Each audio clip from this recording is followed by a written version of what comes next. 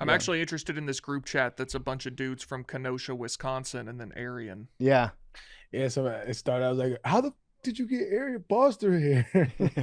Just adding him, man. It's cool. And then some dude put some, I guess somebody got hurt on the 49ers, like Warner.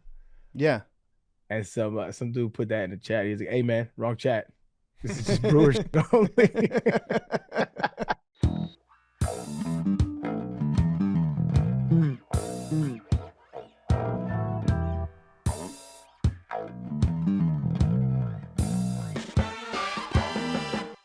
Welcome back to Macrodosing. It is Tuesday. It is October 14th, and today's episode is being brought to you by Game Time. It is college football season, and that means that tailgates, cheering crowds, and the excitement of being in the stands before kickoff, that's all happening right now. If you've ever found yourself at a tailgate and you decided to grab tickets at the last minute, you know that Game Time can help you out. The Game Time app gives the advantage back to the fans. It's the hack for unlocking amazing tickets and experiences, and it just takes a few taps because it's so easy to use, and they have a guarantee. The Game Time guarantee means that you're going to get 100% authentic tickets on time at the best price, plus fees are always included. What you see is what you pay. Right now we're looking at tickets for Wisconsin hosting the Ohio State University in Madison this weekend. Big T, what are we looking at there? Number one team in the country going to Madison, Wisconsin. If you're a Wisconsin fan, maybe you don't want to go to that. I mean, I don't think there's ever a bad time going up to Madison. But if you're an Ohio State fan, maybe lives in the southern Wisconsin, northern Illinois area, not too far from us, $36. That's a we'll great get you deal. into Camp Randall Stadium to see the number one team in the country. Tell you what, even if the football is not going to be to your liking, nothing a few fish bowls at Wanda's won't fix, right? Yeah, absolutely. $36. I mean, you can't go to a restaurant for $36 anymore. No, that's a great deal. Great way to spend an afternoon. Camp Randall. Check it out. Any other game this weekend, you got to use Game Time as well. I know there are a few other pricey ones. We got Tennessee, Alabama this weekend. That'll be a good game to go to. The third Saturday in October. Take the guesswork out of buying college football tickets with Game Time. Download the Game Time app, create an account, use code MACRO, get $20 off your first purchase. Terms apply. Again, create an account, redeem code MACRO, M-A-C-R-O, $20 off. Swipe, tap, ticket, go. Download the Game Time app today. All right, we're back. It's Tuesday. It is October 14th. If you're hearing the sound of my voice right now, I'm either very, very depressed or very, very happy after Monday Night Football. I'm going to guess I'm going to be very, very happy. I think it's going to be a happy day for PFT. Young commenter is going to wake up in the morning, bright-eyed and bushy-tailed, fresh off an 11-point win against the Chicago Bears. I'm going to take an alternate line, might get my teeth kicked in. I think I'm going to be thinking we're fully back. We got to do away with the two Monday Night Football games because, like, the Falcons are also playing tonight, and they're not playing the Commanders. Two completely different games on at the same time. I agree. We have two NLCS and ALCS games. Yeah, this is what I don't like that. I like being able to enjoy Monday Night Football where I can focus on a game. Exactly. I can watch a game. You know what? You know what stinks about watching all these sports at the same time? You don't get the commercial breaks to handle business. Always something going on. Yeah, like you're completely locked in on sports for as long as the games are going on. You don't get that offset business where you can go up, answer the phone, take a pee, let the dog out for a walk, be a real human being. I like to focus on one game at a time. I really prefer that. So, the NFL is not going to listen to me. They're just going to keep scheduling game after game after game and not really care what I have to say. But that's my personal preference. Arian, welcome back. It's good to see you. Congratulations on your Brewers. Yeah, Matter of fact, fuck it. You know what I mean? There you go. It don't match, but fuck that shit, right? Brew Crew. It looks fine. Game one. It just feels so good. I don't even have the words. Like, this is one of my best like sports fandom experience. This guy doesn't know what the hell he's talking about. Yeah, he doesn't. He doesn't. It's been amazing. It's like becoming a Chiefs fan in 2018. Yeah, like I'm going to start watching football. What would be a good team to watch? Yeah.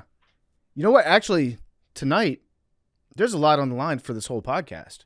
A lot. You got this NLCS. is the biggest Monday for the whole pod. Yeah, you got NLCS, Arian, against the Dodgers. Big T, you're going up against the Bills. Mackenzie, you got the Bills going up against Big T and the Falcons. Mhm. I'm going up against the Chicago Bears, the entire city that I'm in. And Mad Dog, there's probably something that you're interested in on TV tonight too. Taylor Swift announced her documentary. There you go. What a huge day. Yeah. Perfect. That's great. Everybody was wondering, what is the big news from Taylor Swift going to be? Oh, another documentary about the concert that you already saw and watched online. How many movies have been made about this concert? This is the third, Well, so there was the Eras Tour concert movie. but then there was Yeah. another one too. Well, This is y'all watching different documentaries about the same concert? Yes. well, She- none of them were documentaries. They were just like the actual concert. She is milking you. Yes. Or I You were- guess- you well, were- it's you were like, being milked. It's on like You Disney might be Plus in or a Hulu. cult, or man. whatever. This shit is crazy. But I then get- now we're doing the documentary about the behind the scenes, which I will eat up. And then she's releasing another concert movie of the Eras Tour, but this time included the Tortured Poets set. Wait, you're kidding. I'm not. So they're actually. So what I was thinking was they released the movie of the concert in theaters. Then she released it on Disney Plus, and people treated it as if it was a whole new movie. Now there's this one that's the documentary, and then you're telling me there's the concert movie again, but with a little extra thing. Yes. I also saw, and you can explain this to me. I don't really understand. She's released like 18 different versions of her album, and you can only buy them for like 24 hours. Yeah. Listen, I respect the capitalist in this woman. I don't. What are each of the things? They're all just like different. They're all just like different variants and like colors and stuff. But then it's like, The colors. uh, So it's like Fortnite skins. kind Yeah, of. yeah. And then some of them are like the acoustic version or like the stripped down version. I don't participate in that, but some people do. She's like Star Wars with a guitar. I don't know what that means. Well, all the different like branding and licensing deals that oh she's yeah, doing. yeah. If Taylor Swift dropped a cryptocurrency, she would make what, $5 billion? Oh, there's no telling. Oh yeah. Maybe more. Yeah, so congratulations on that. Thank but you. yeah, there's a lot of heartbreak on the line for this podcast. I'm glad we're recording it now and not on Tuesday Mm. because we'd all be in wildly different places emotionally, I'm sure. But first and foremost, Mackenzie, congratulations. Thank you. Hey. Marathon runner. Very Thank you. impressive. Thank I'm you. I'm super happy for you. Tell us about the experience. What was it like? Oh my gosh. It was like so fun and so painful at the same time, but it sort of like the pain was so consistent that it like didn't really matter almost. But the whole course was like people said there was lulls in certain places, and it definitely was not as crowded in certain places, but like literally every inch of the course there was spectators, there was like people handing out stuff, whatnot. So it was really like I didn't have my headphones on for like the first like 6 miles even. So it was like that part was like just so much fun. Mile like halfway through I was like, okay, well it's halfway, but that's still 13 more miles. So that Yeah. was kind of like mentally like, okay, well now I still have to keep going that long. And so from like halfway to like 17 was where I kind of like had it was tough going through that, but then once I kind of pushed through 20, I was like, okay, I'm pretty much done now, so just keep going. Only 6 more miles. Yeah, exactly. But and then I just picked it up at the end because I was like, I just need to finish, like I just want to be done with this. But it was so much fun. It was like a lot, but the experience was super awesome. Yeah. Are you feeling super sore today? My legs are sore. Madeline was nice enough to plan a little after thing for all of us. There was like 12 of us who ran it at Barstool. And so we all went to Declan's after Very cool. and got a drink. I had like, my body felt fine, but I had a really bad migraine. So that was kind of the only thing that I was like struggling with yesterday. And then last night I put on like a ton of BioFreeze on my legs. Mm-hmm. And today I feel sore, but not as bad as I thought I was going to be, which is very nice.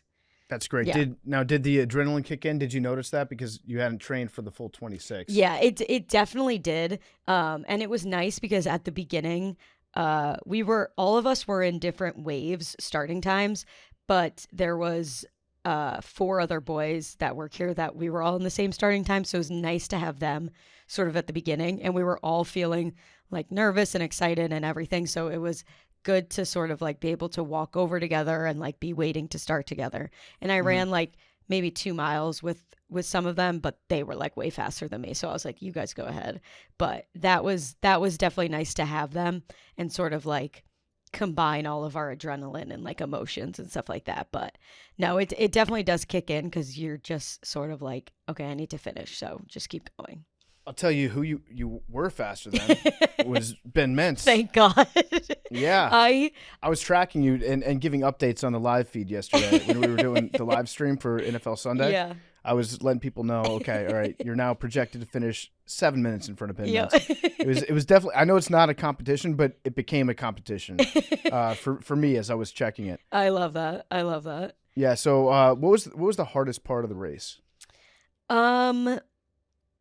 Like I don't even know, like the whole thing, honestly. It was definitely like mentally just being like every time you cross the next mile marker, it was like, okay, well this is only 16. And even though 16 is like an incredibly high number of miles to run, you still are like, okay, I have 10 more miles.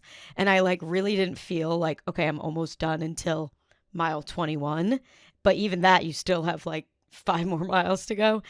So I think it was sort of just like the longevity of it sort of thing. Did you zone out at all? A little bit. I think in that mile part from like 13 to 17, like 13 to 17, 20-ish, I definitely zoned out. I was like, I would pretty much take my breaks at the water stations because they would have like Gatorade and then water at the next one. So I would like stop, get Gatorade, and then walk to the water, and like that would be my break. So that sort of helped me there. But I definitely was zoned out for most of it, especially parts where there wasn't as many sort of like crowd around. Yeah. But I sort of like, just completely blacked out at that part. Do you know what your fastest mile was? I can look. I actually don't remember. I think it might have been the last one because I sort of was like, it was either the first one or the last one because I was just like, okay, I need to finish this. Let me check. I have it on my... I'd imagine that last mile's got to be sweet. You're like, okay, just empty the tank. It was really nice. You're yeah. done. You're done. It was almost like I had like a different like running. Like I just started running differently because I was like running faster. Like I had so much more energy. Runner's high, man. Yeah, that's exactly Real thing. what it was. Yeah, no, my fastest mile was definitely the first two, and then it got like progressively slower, and then towards the end I like cut off a minute from like 24 to 26. That's awesome. So yeah, that was definitely, I was just like, and I was like getting texts from everyone, like Zoopy and all the boys had finished. So then they were texting me like 1 more mile, you got this sort of thing. So that was fun too. And what did you have for your post-race meal? So I was like, since I had such a bad migraine, I was like, I didn't want to eat anything. I was like so pissed. I was like, what the hell? Like I can eat whatever I want. But then thankfully after I went home, laid down, felt a little better, I ordered a chicken parm sub. Which was so good. Ate the entire thing and was feeling much better after that. So what was the sleep like afterwards? So nice. Fell asleep immediately. Like I probably fell asleep in like 5 minutes that night, last night. And like completely slept through the entire night. So that was really nice. That's great. Yeah. Congratulations. Thank you. I appreciate you guys following along. Yeah. My sister texted me. She's like, do you know PFT is like tweeting about this? I was like, oh my God. It was very funny. So dope. Everyone was very excited to be following along, but I appreciate it. That's a hell of an accomplishment. Yeah. Man. Like, thank you. Super, for real, man. That is amazing. Thank you. Very cool. We had one of the guys that finished, I think he finished 6th place. He came into the office yesterday while we were streaming. Oh, really? What? Yeah. After the race? Yeah. And he was like fine. He was just like walking around. He's like, yeah, I'm pretty happy with everything. Had a couple Guinnesses afterwards. That's insane. And he said that he could have done a second marathon if he had to. No way. The super competitive distance runners are crazy. They're insane. They're actually insane freaks. I think the guy who won beat like some sort of record. And it was like, I want to say it was like 2 hours and 8 minutes that he ran it in. There was a guy that beat the American record. That's what it was. Yeah. And he ran it. It was, I think, 2:04. Yeah. Oh my God. Which is disgusting. Insane. What does that break down to per mile? 4:41. What the fuck? And he does that for 26 miles? Yeah. That's kind of insane. Yeah. That's just like you're sprinting the entire time. There's got to be something different about your body, like genetically. There has to There, be. I think also something about like their lung capacity has to be different too. Mm-hmm. Because I just don't even know. But I mean, they're stick thin, Yeah. Very tiny. Yeah. very tiny, tiny men. But even like stopping to get water, like the first time I stopped to get water, I was like trying to drink it while I was running. I was like, well, I guess I never practiced drinking out of a cup. So I was like, I just had to like stop and walk and drink because I was like, I can't run and like drink this water at the same time. Yeah. But they're like, I guess if you're only running for 2 hours, it's not that long. So like you might not stop at all the water stations or whatnot. They're or just like, so locked in. yeah, or like need like the little gels or whatever. Maybe Or- they just hate running so much that they Yeah. want to finish as soon as possible. Yeah, exactly. They run fast. Yeah, exactly. I bet they have a good system of like getting the Oh, water. and 1,000%. going. They've definitely practiced before. Yeah, they know how to breathe while they're drinking through their nose. Yep. Yeah. Yep. They got all the tricks. You just boof it. You just butt funnel it real quick. You know who we should have gotten in here today is one of those guys. I guess y'all had one yesterday because we have sumo wrestlers here today. Yeah. And those dudes, if you've, I would encourage you to. They're going on like a U.S. tour. I Uh-huh. think they said. Go watch it. It's nuts. Those guys were probably what 6'2", probably 400 pounds. Something like that, yeah. And one of the guys was doing a split with his forehead on the ground. Yeah, they're crazy. And Kadik like was doing the thing against him, and it sounded like he hit a brick wall. Yeah, if you watch one of the clips, the Kadik explodes into this guy's chest. Pause. But the guy doesn't blink at all. The Like, sound his- was crazy. His eyes don't move. He just like absorbs it and just stares at Kadik like, okay, is that all you got for me?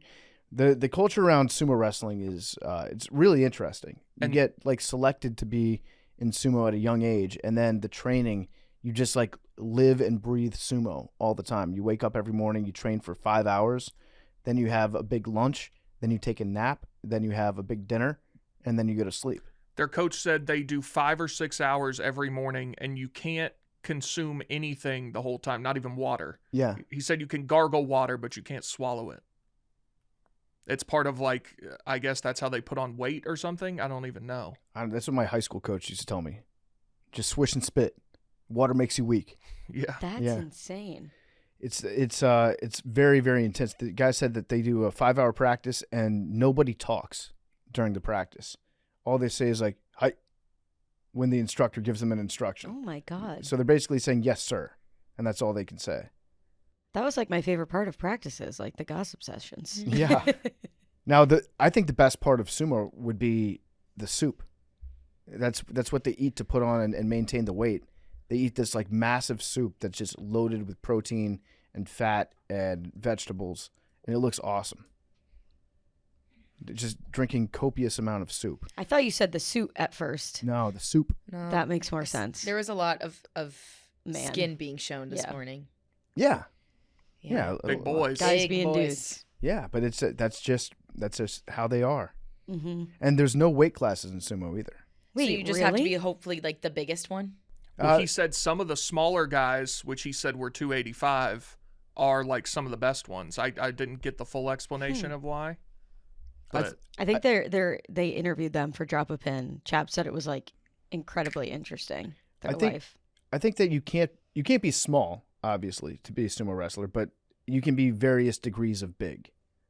So yeah, if you're like 300 pounds, that would make you a smaller sumo. But there are techniques that you can learn at that weight that can make you competitive. But yeah, if you're like 180 pounds, getting in the ring, you're fucked.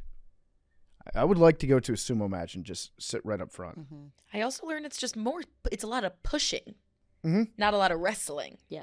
Right, because you're not allowed to touch the ground with anything except your feet. I didn't know that. Yeah. So they were just kind of colliding, and I was like, "What are they doing?" That's the whole thing. The sound is so intense when they collide. The sound is terrifying. It is. the first hit, I was like, yeah, let's go, boys. Imagine those fellas running the tush push. Oh, forget about it. Forget about Because it. they get down in like a catcher's squat and just like, it's crazy. Yeah. That was wild yesterday when the Ravens ran back-to-back pushes with Mark Andrews They did. I missed that. from like the 2-yard line. Yeah, you have Derrick Henry. Just give Derrick Henry the ball. Yeah. Wait. What? Yeah, it was weird. The Ravens are very weird right now, but they might They might still be good. The Chiefs, I regret to inform you, are fully back. Ugh.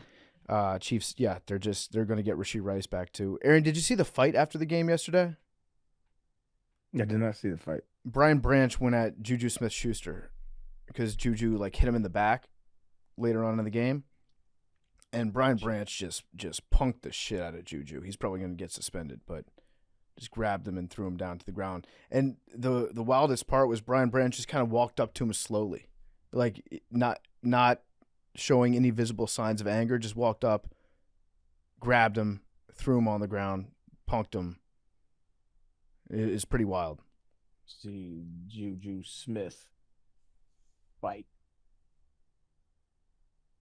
Yeah, Brian Branch. Oh, yeah. Snucky. I Snuck don't know him. the sneak. He was in his face. Yeah, I wouldn't call it a sneak because he came up and said something, and then boom. He went for the handshake. He said, "Blah." Yeah. Bush League from Brian Branch. This is so Bush League. I think it's good for football. I like these I love rivalries. fights. Fuck all that, man. They ain't really gonna get into it. You know what I mean? Yeah. It's let them scrap a little bit on the field, dap it up afterwards. Be all right. Yeah. Aaron, how's the weekend? Weekend was great, man. Just preparing for the Dodgers. I'm just really excited. I got put in a Brewers fan group chat on Twitter. Nice. And we've been sharing memes back and forth, about beating the Cubs, and a lot of salty Cubs fans out there, and that's all right. They think it was classless, and little brother liked to fly the L. Shut up. I think the fans should fly the L. It was kind of weird that the team did it. It's not weird. No. It's not weird at all. That the Run team that did shit. it? Bro, it's what makes sports great. It Agree. makes sports amazing. Who was it back in the day when they went and they planted the flag in the middle of the Baker. joint? That was Baker at Ohio State. He was at Oklahoma. They played at Ohio State. It makes sports fun, dog. It makes sports fun. Fuck that guy. Now fans can't stand the Brewers. Cubs fans can't even stand the Brewers more now. And so when we play them next year, after all of our accomplishments this year, it's gonna be even bigger. More hate, more vibes. Let's get it. I love it. You're against a team beating their division rival in the playoffs and holding up an L flag. No, I don't have it. I don't find anything wrong with celebrating it at all. I think that's fans should be doing that. Why can't the team do it? I guess They're the ones that beat them. I guess they can. This is a little boomer from you. It might be a little bit boomer. Yeah. I mean, it's a funny flag. Yeah. Every Brewers fan should fly it.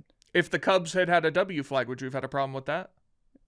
No, because that's their team thing. Okay, so then you make fun of their thing. Lions don't concern themselves with the opinions of sheep, Big T. Sure. That's what I say. Right. So that's a World Series taunt. I think if you get to the National League Championship Series and you beat a division rival there to do it, you can hold up a flag. Yeah, I don't care that much about it, but if you were to ask me, is that more of a team thing or is that a fan thing, I would say it's more of a fan thing. And that's why your team ain't in it. That's why? They don't got dogs in them. That's why it's not because the Lerners they'll do the right thing. refuse to extend Bryce Harper, Trey Turner, Juan Soto. Yep. No Scherzer. dog. Scherzer. No dog. No dog. Or the leadership of the organization, top to bottom. No dogs.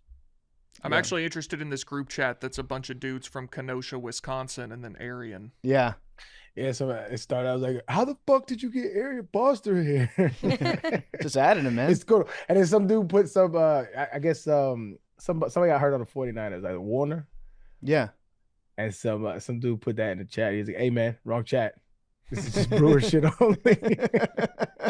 I have a Vols chat that's like that. Some of the guys talked about the Braves a little too much, and one of the guys was like, "Y'all start a Braves channel. We can't have that in there." So now there's a Braves channel. We going over all the possible scenarios, pitching lineups, odds. It's a vibe. I'm glad they welcomed me in. Damn, I want to be in a group chat now. I want to be in a fan group chat. Team has to be good.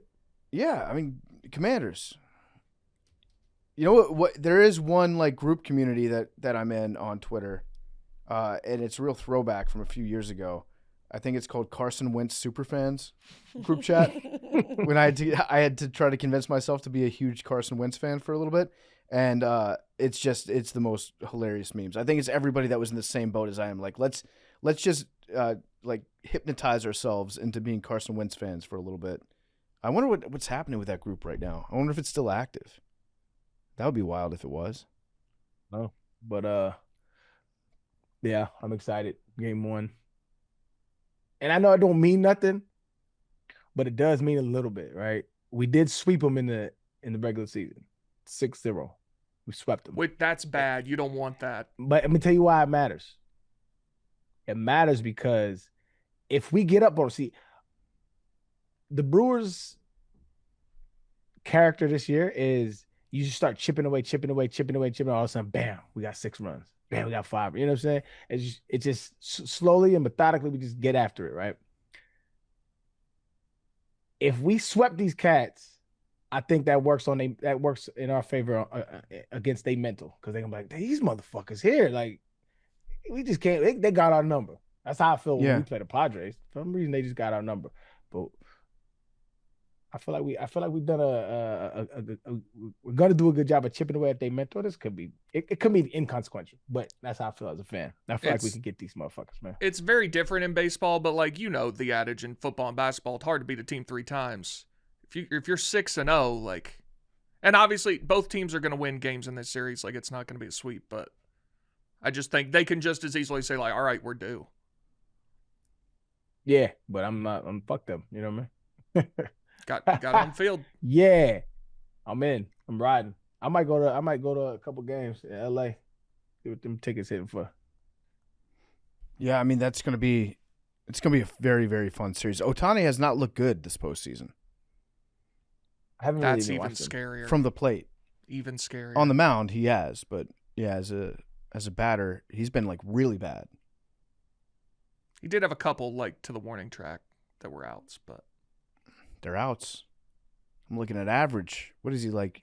Right, that's an L. You need to look at Hey, did you ever stats. put in the bet that I told you the 3 cats that was going to get a hit? I think all 3 of them, maybe all 4 of them that Wrong. hit. Wrong.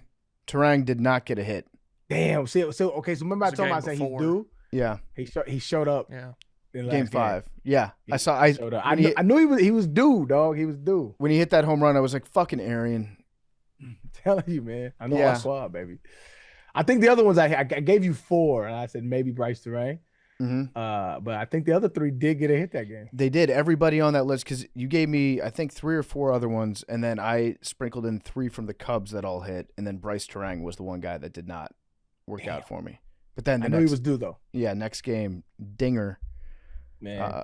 So beautiful. yeah. He has a beautiful swing. Underrated. Beautiful swing. Are you thinking about maybe going to any games in Milwaukee? Yeah, absolutely. I'm going to Vegas tomorrow. I've had this golf trip planned with a couple of my fellows for a while, so we're gonna do some like desert golf. And so we're going tomorrow. So I can't go this week. So I'm hoping this series. This is a 7-game series, right? Yes. Mm-hmm. Yeah, I'm definitely going. Matter of fact, let me look up this shit right now. This is when baseball gets real, when it's 7 games. I'm excited, dog. You get to develop like little ebbs and flows to the series and storylines. I like that. I like that about baseball. 7-game baseball series are wars. Yeah. So tell me this. So I'm watching, and usually McGill, it's Trevor McGill, right? Mm-hmm. Yeah, Trevor McGill.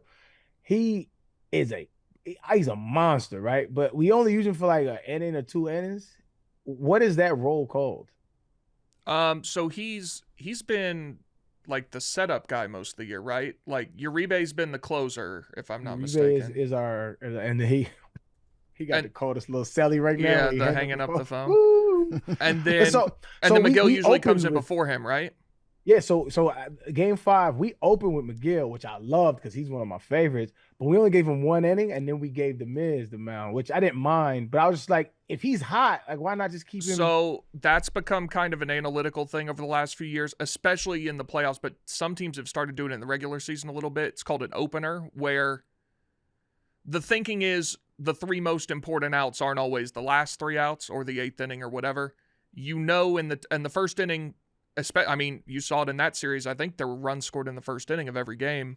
Yeah. The first inning is where you're getting the other team's best 3 hitters. So you bring in a game 5 of the playoffs, bring in one of your best relievers because you're getting the top of the lineup. Whereas in the 8th inning, you may be getting 6, 7, 8, and it's not as important of a. I mean, it's obviously an important spot. So that is the thinking. But So- my thinking was this: was like, okay, he's like, I think he's the top 3 of our pitchers.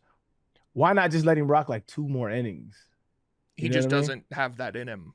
I got you. Okay, so he's you'll try to stretch guys out in the playoffs, maybe get 2 out of them. Like I think Uribe, did he pitch 2 innings in Game 5? He pitched 2. Yeah. Yeah, so you'll try to do that sometimes, but like Mizorowski probably would have started the game 10 years ago, but now you're like, let's just get McGill out there to get these 3 big outs and then put in the guy who's our starter in quotation marks. It was beautiful. It was 3 up, Yeah. 3 down. Then we put in the Miz, but that what kind of he gave up a home run, which has kind of been his MO. It's like he's really, really good, but he'll give up one every now and then. He'll give up the booty in an inning. But no, he finished out his series strong though, so I was super excited about that. The Titans have fired Brian Callahan, Hate to see that. first coach. Talking baseball. Yeah, I know, but that just happened right now. Boring ass Last football coach they fired bullshit. doing pretty well. Talking about the yeah. diamond. All right, And tell what's going on in the he's coming diamond. to town. Mm-hmm. This is October is my number 1 sports month. Yeah, It's got to be. yeah, no shit. Everything, college football, playoff baseball, hockey's already started. I'm watching the Preds right now. They're playing at noon on a Monday for some reason. Weather's getting nice and cool. Yeah. This is the best. It's spring. It's springtime in Houston right now. It is so gorgeous, dog. It's beautiful. I was hitting the range a little earlier this morning. It's just that nice crisp breeze. This sweat dripping down my back. It's still a little warm here. It's Is it starting to cool off. Yeah, it's starting to cool off a little bit here. Yeah, I feel like this might be the next 2 weeks are the last little throes of summertime, where it's like nice enough to go outside wearing a t-shirt and pants if you have to, and then we're gonna get face fucked by winter. Mm-hmm. Today was like perfect when I walked outside. Could not have been better fall weather. But you're right. Like in terms of sports, we got 2 Monday night games. We got 2 league championship series games tonight. This is great stuff. This is what it's all about. That's why you do it. This is why you do it. This is why you lift all those weights. College basketball AP poll came out today. It's a bit early. I know for everyone's that. excited about It's that. a bit early for that. I feel about it the same way I feel about NHL starting. It's a little too early. College basketball's coming, brother. It is, and so is NBA. Well, What? great. I mean, I put a little preseason bet on Wemby to win the MVP. Just knowing that he's been training with Buddhist monks in the offseason. Yeah. I feel like he's about to just come up with some spiritual shit that just takes the league over. He's gonna be fun to watch this year. Tell me who's the top 10 in college basketball. I know it was Purdue, Houston, Kansas, I think. Hold, please. Purdue, Houston, Florida, UConn, St. John's, Duke, Michigan, BYU, Kentucky, Texas Tech. Kansas down at 19. I saw Florida and thought it was I've been extremely out of loop in college basketball. When did Houston become a powerhouse like this? 4 or 5 years ago. Because like they're consistently in the mix now, right? Yeah. Oh, yeah. Yeah, Kelvin this just Sampson. it's happened right up under my nose, and I didn't even. They just suffocate you. Like I told you before the tournament last year, you asked, I said, I think we can, or it was when the bracket came out, and you were like, what do you think of Tennessee's draw? I was like, well, I think we should get to the Elite Eight, but then we're going to have to play the one team I think we just can't beat, which was Houston. And sure enough, they just beat our ass. They just suffocate you, and it's so unenjoyable. Like when they're just, you can't get a shot off, and they're just, it's horrific to play them. They recruit the biggest, most physical guys. That's what Kelvin Yeah. Sampson does, and then he makes them buy in on defense, and then they just annihilate you. And Tennessee plays a pretty similar style, but Houston's just so good at it, and they just make you want to quit. Yeah. How's Tennessee going to look this year? I've been hearing good things. really good things. Jacoby Gillespie, watch out. Yeah. Transfer from Maryland. And then we have a freshman who could be the number 1 pick next year, Nate Ament. Nate Amen? Ament. Some say Ament, some say Amen. Okay. He's awesome. He's like a 6'10" swing guy, good shooter. This is the last Can year get for to the Zakai rim. Ziegler, too, so that's going to be huge. Zakai, unfortunately, is no longer with us. 5 years? Yeah. Yeah. He only played 4. I did like watching him play. He was a fun guy. He was awesome. Yeah. But now we got Jacoby coming in, taking his spot, who I think he had like 34 in a scrimmage the other day. I think we're going to be pretty good. Love that. Yeah, I'm going to start caring about college basketball December. There's some just awesome games in November, though. Yeah, I'll poke my head in. Check it out. We're playing Houston again. When? Thanksgiving. Oh, yeah, that's a good game. Yeah. I'll probably watch that one. Yeah, it's too early for the NHL too. I can't get excited about that. I'm checking box scores in the NHL. That's what I'm doing. I'm. Well, they did start too early because of the Olympics. So that's what I heard, but then somebody told me that that's not actually the case. They always start this early. I don't believe not this early because they're taking off like the whole month of February. Yep. So I think they definitely started earlier. But Great time of year. Let's all just take a moment to appreciate these October days. they only come around 1 out of every 12 months. That is true.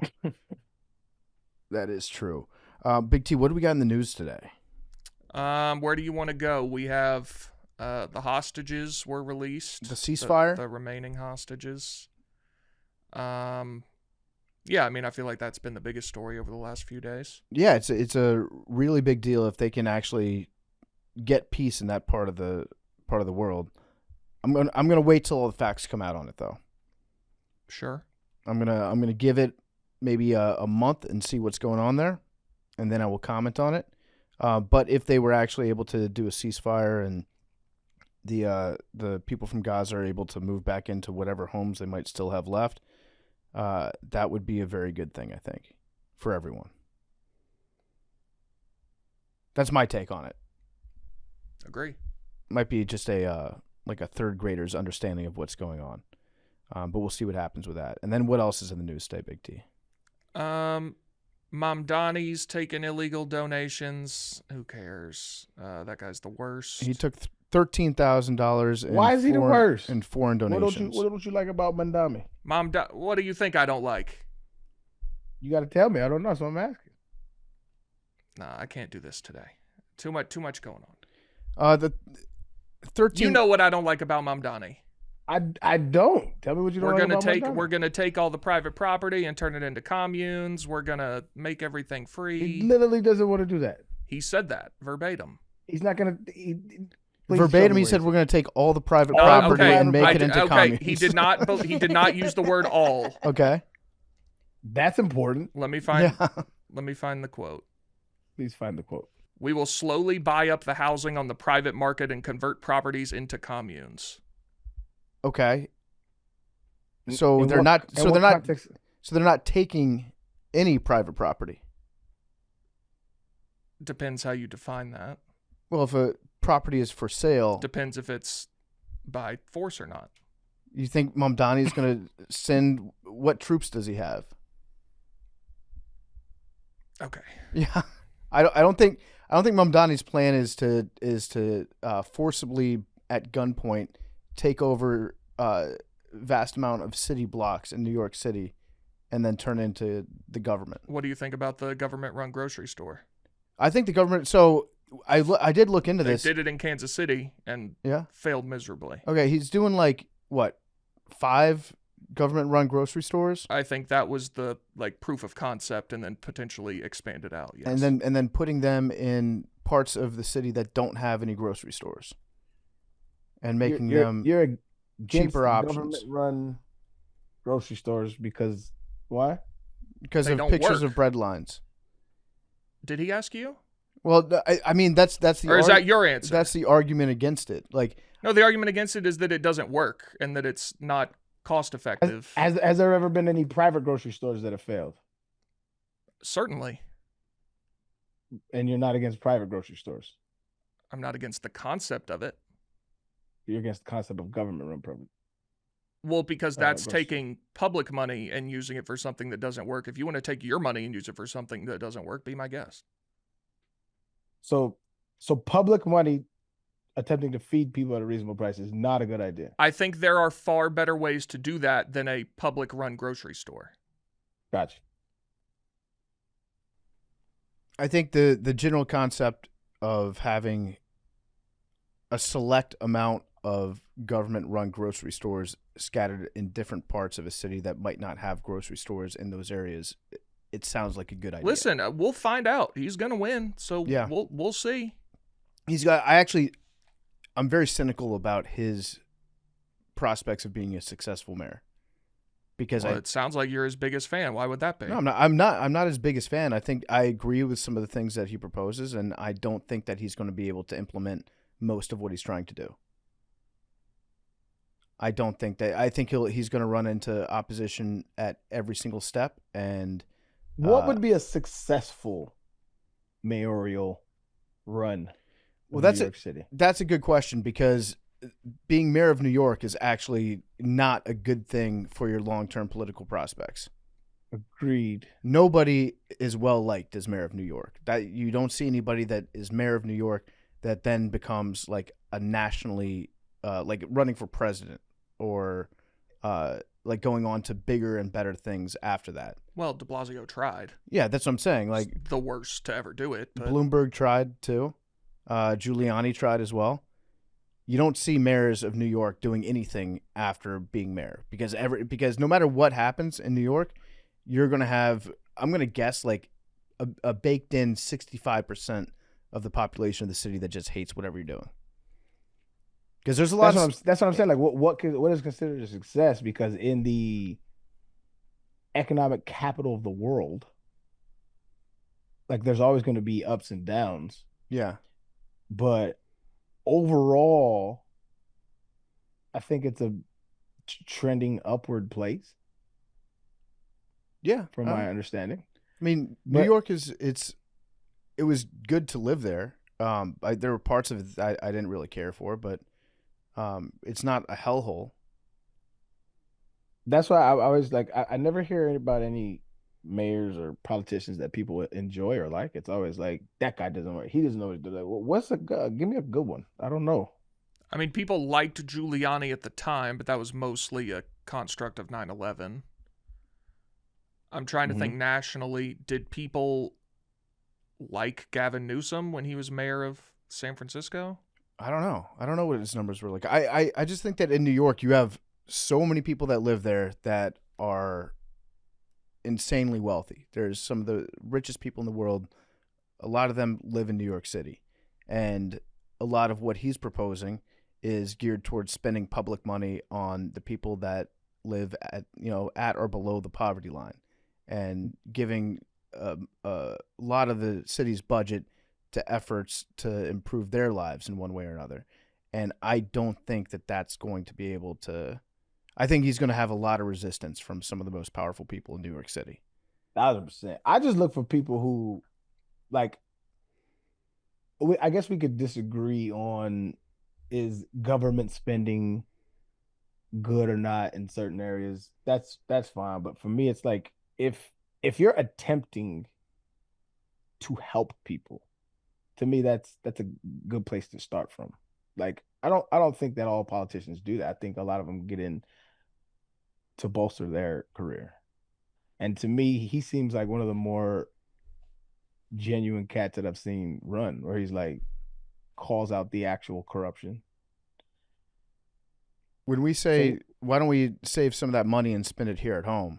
Like, okay, yeah, I'm on board for that. Let's try that. Like if we're talking about at a national level, funding foreign governments and foreign wars and shit like that, why don't we spend some of that money to help our struggling people in the United States?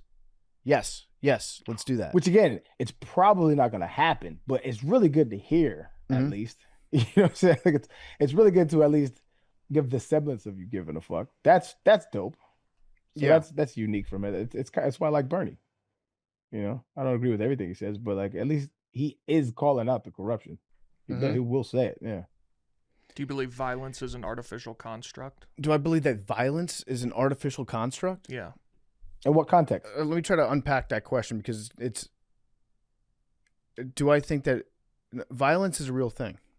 I think that like if you get punched in the face, that's a real thing. Okay. That's what Zohran believes. But in what context? Though? Yeah. I mean, we can play the. Like you want to play the whole clip? Yeah. Yeah.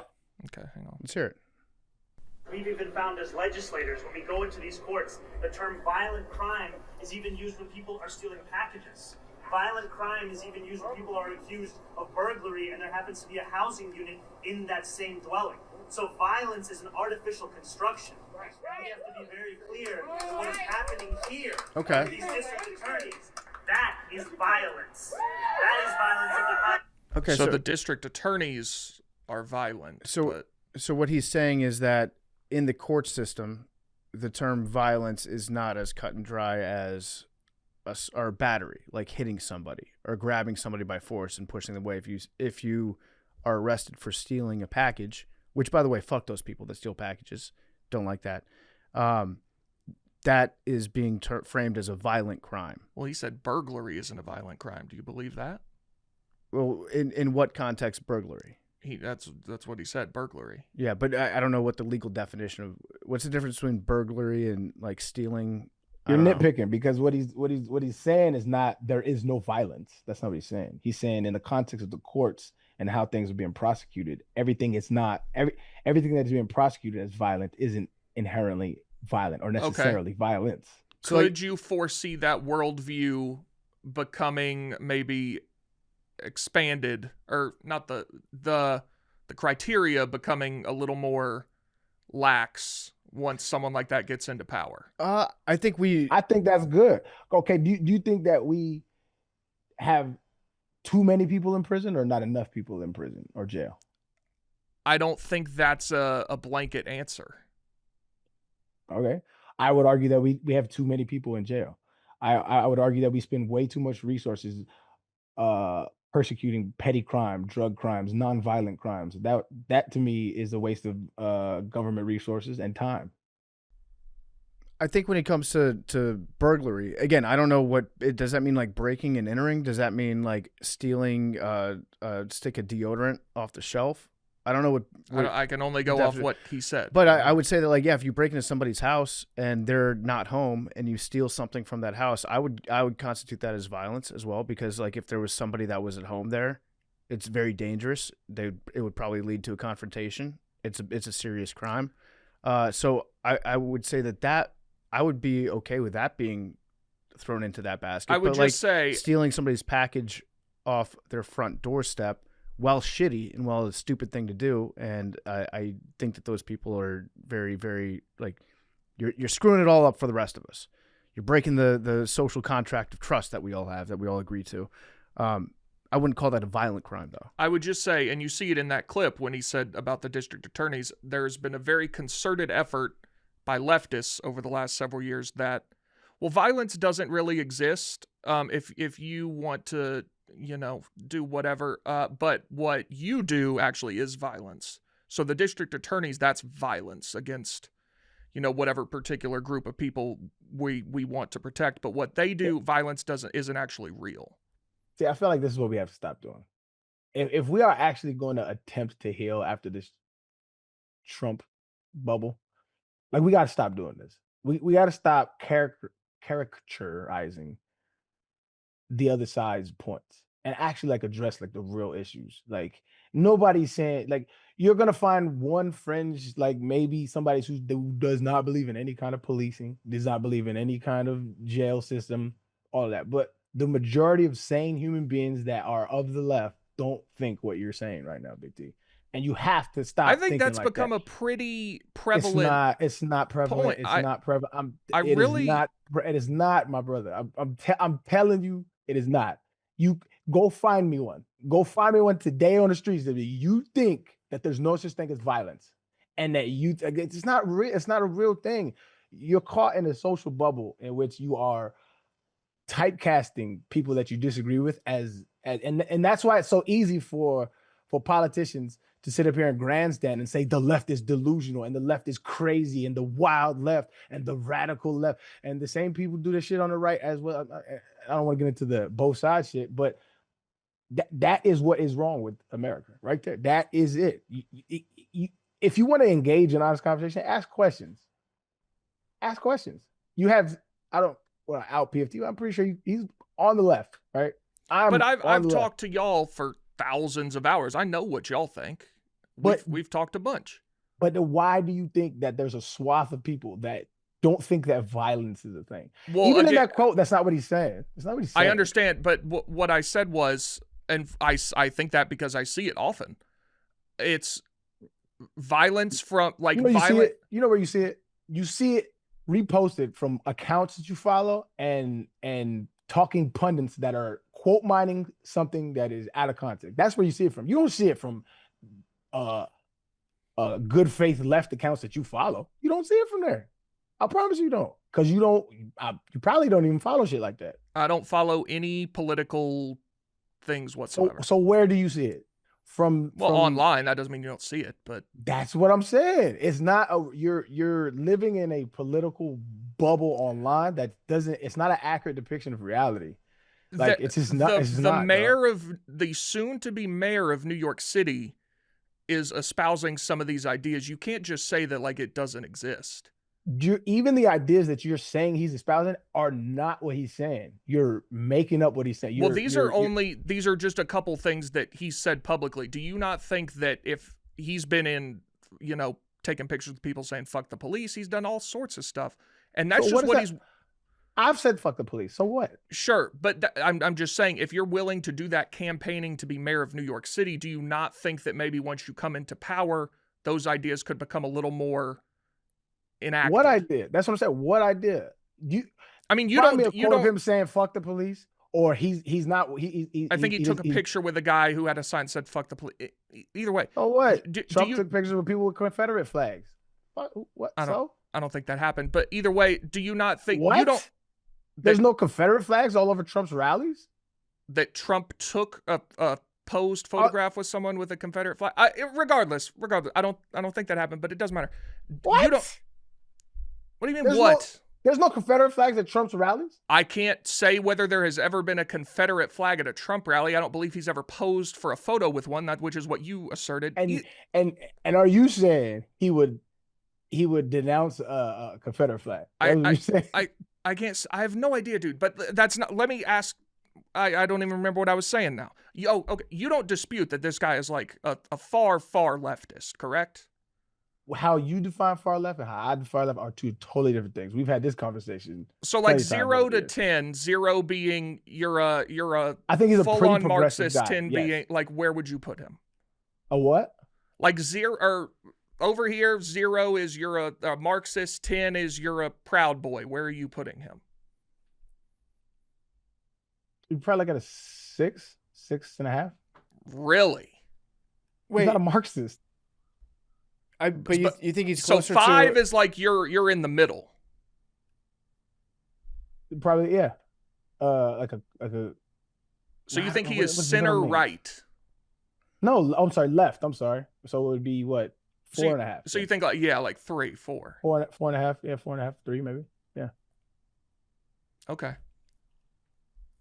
But this is what I'm saying. You don't engage with people on the left enough to know what the political spectrum is. You've called us liberals for years. We've corrected you for years. And we've had this. It matters. This is what I'm saying. The reason why I'm harping on it is because I haven't said liberal this whole time. That's the first time I've said that word. Today, I was actually watching a Candace Owens clip, and I feel like she finally is waking up to something after her friend Charlie Kirk died. She finally realizing that it is not a left versus right thing. And this is what leftists have been saying forever. It is not, yes, do we have ideologies that disagree and we don't agree on? Yes, we'll probably never agree on abortion. That is what it is, right? But it is not a left and right issue that is eroding America. It's a bottom and top one. And I believe that the right is extremely good at hiding that fact, at covering that fact, and creating a bunch of red herrings to distract from that notion that this is a class issue. And if you look at the far left, they're all it's a class consciousness framework that they build their ideology from. Marxism is a class consciousness, right? It's saying the upper class is trying to fuck the lower class. And that's what I feel like the big issue is. And that's what Candace, again, I'm not a big fan of Candace, but she was saying this stuff. And I'm like, she started to realize it. Like, it's not a left versus right thing, but they continue to make us fight over trans rights or over this or over that. And it's not, no, it is not our biggest issues. It's not. It's these corporate people who want to keep people with no health care, want to keep people from not unionizing. Like, that's the fight. That is the fight. But when we keep on saying he said fuck the police. No, you're missing the plot, and it's gonna continue to divide, and then it ain't gonna do shit for us. It's not gonna. I don't know, man. Yeah, no, I agree with you. I think that like, no matter what policies I might disagree with people who are like super far on the right, like, that's not. I'm not going to spend all my time being like, oh, these fucking right wingers, these neo-Nazi Confederates or whatever. The issue is that you've got people that are in power that are funding the government and funding people to get elected to do things like try to take away people's Medicare by saying, oh, they're leeching off you. Sometimes illegal immigrants get Medicare, so we should take it away from millions of other people because once in a while there's somebody that gets it that shouldn't, or there's some fraud, or Social Security is a Ponzi scheme that's going to dry up in 2 years. So we should get rid of that and instead give that money to private retirement funds. And you can fund your own retirement through our hand-selected financial contractors that we want you to put it through. That's not what the problem is in America. Your day-to-day stuff, by the way, yeah, if you're being told like, oh, gay people are trying to indoctrinate your children, the idea is so preposterous that teachers across America are like taking kids in school and being like, hey, you're going to be gay now. That's not what happens. What happens is they get you mad at somebody that they want you to think is different than them. So then they can come together and fuck over everybody that's not making as much money. And then more of the money goes to the top people and less of it goes to the people at the bottom. And that's what I think has been happening in America for a long time, a very, very long time. And now it's just gotten so bad where it's like the top is just like insanely wealthy and they're trying to write all these new laws to protect all that shit. When in reality, like, the people that are at the bottom that are angry at each other actually have way, way, way, way more in common than you think. And so if you just talk to people, you realize we're all humans doing the same thing. And the real thing is like, let's try to make as many people's lives better as possible. So like, I share this interesting little tidbit. A lot of like the nasty DMs I shit and comments and shit I get directed towards me from listeners to this podcast. It's always interesting to me because it's always like when somebody attacks my worldview or my ideology, I don't ever mind. I actually welcome it because like it's sharpening me. If I miss something, you know, saying explain it to me logically so that I can follow your line of thinking so that I could change my way of thinking if I feel like it's wrong. But like what really changed my mind, I used to be like an uber capitalist, right? Until I started doing like private equity investments. And what I realized is that it is a big ass game and you're not invited. If you work a regular job, you're not invited to this party. And I opted out because I realized it's a charade. Like, you just move money around and you bet on things and you play with people's lives. And it's disgusting.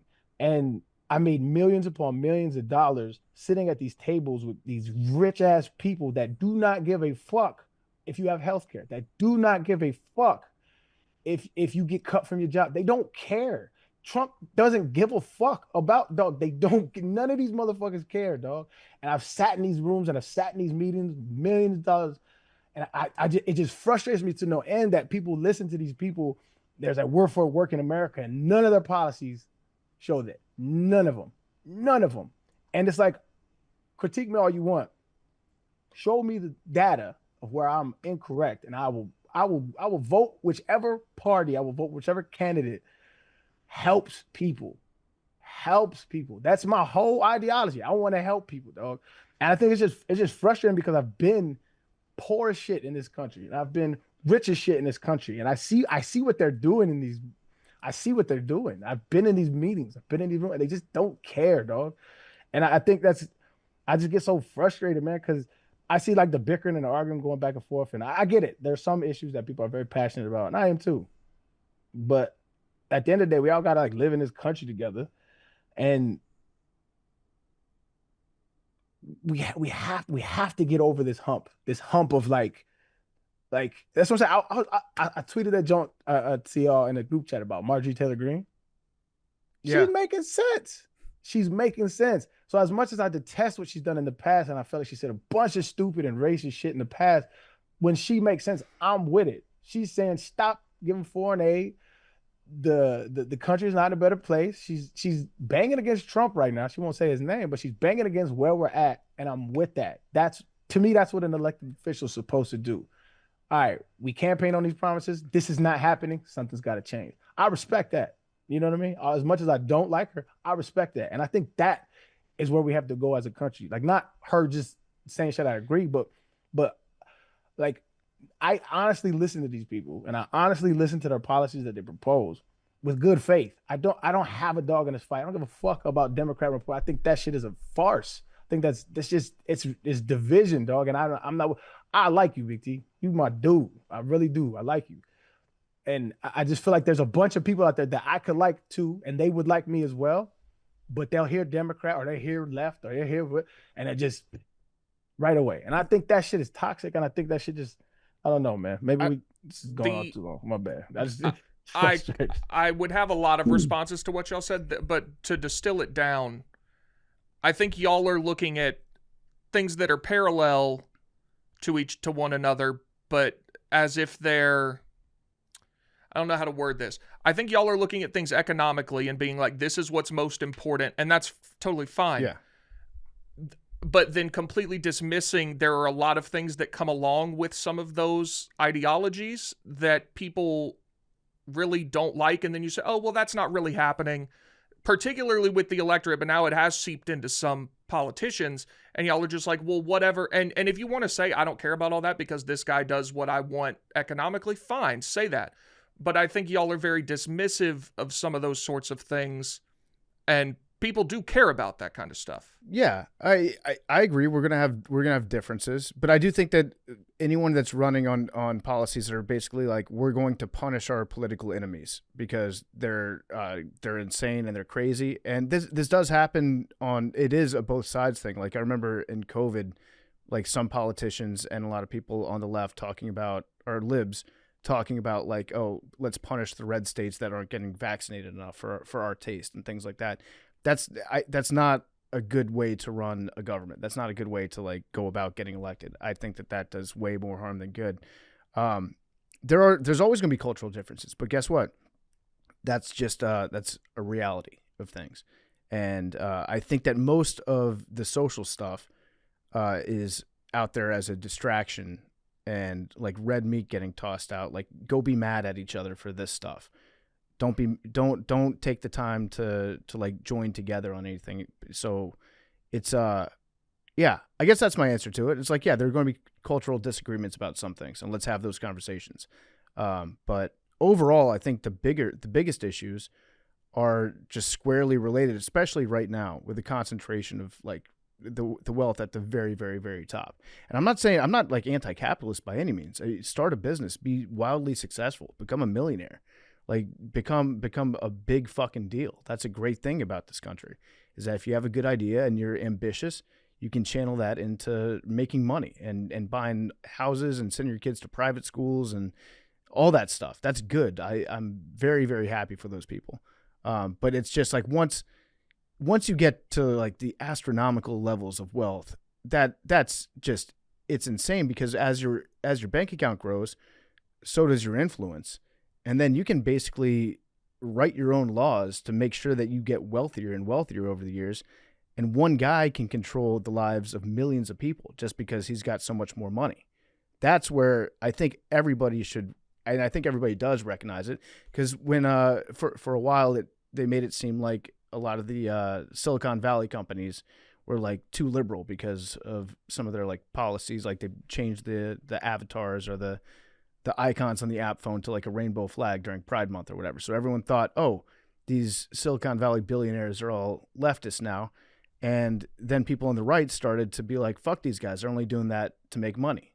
And they're right. They're only doing that to make money, but it's not like they all became leftists all of a sudden. They're the same people that were always power hungry, that are going to be power hungry. They're going to write laws that negatively affect people that are just getting by, working like decent jobs around the world. And so don't look at that as like a cultural thing. Those people at the top, those are the ones that we should all agree they need to have less power. Does that make sense? I rambled a little bit. Yes, I think y'all are very focused on macroeconomic issues, and downstream of that, come what may. I would say I'm a little more bottom up in that sense. You think that the cultural issues are impacting the top rather than... I think those are more important in your daily life than some of the things y'all are talking about. Okay. So like cultural issues like what? We've gone long enough on this, but you can probably guess. I want everybody you think trans swimmers in middle school swim meets are more important than healthcare? No. That's not what I said. You say cultural issues, what do you mean? Just things that affect your daily life and your family, whereas y'all are talking about like what? Medicare and all that stuff, which is great, and that's something that should be talked about, but like what though? Like what? I think the place y'all come from is very easy to do when you are on the side that controls virtually every institution in the country. Again, does that make sense? What are you referencing? I'm not referencing anything. I'm just saying y'all's, from what I hear you say, y'all's positions are very economic in nature and very big picture. And if someone that you, a politician or whatever, has those kind of views, well, whatever else they think and whatever comes of that, fine, I don't really care. Whereas I am more focused on those kind of things than y'all like would what? be. What things? Like what you think about policing, what you think about communities, things like that. I personally think that policing is very important. You ain't gonna find a Democrat that don't think there shouldn't be police, bro. I didn't say that. That's what I'm saying. So what do you think? I think you're attributing a lot of things to me that I've never said, but that's fine. You said Mamdani took a picture with somebody who had a shirt on that said "fuck the police."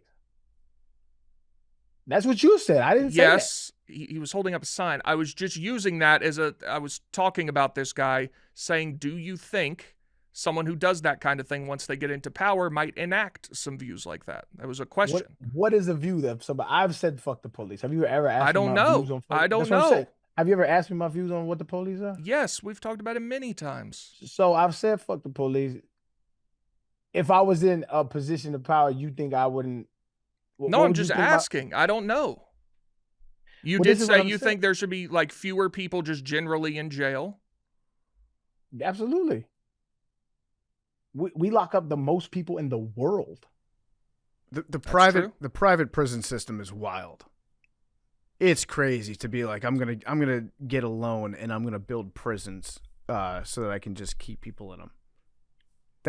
And then make hundreds and hundreds of millions of dollars off it, and then make friends that are in the government give me contracts so that I can have more people in my private prisons that I own. That's imagine the type of person that would start that business.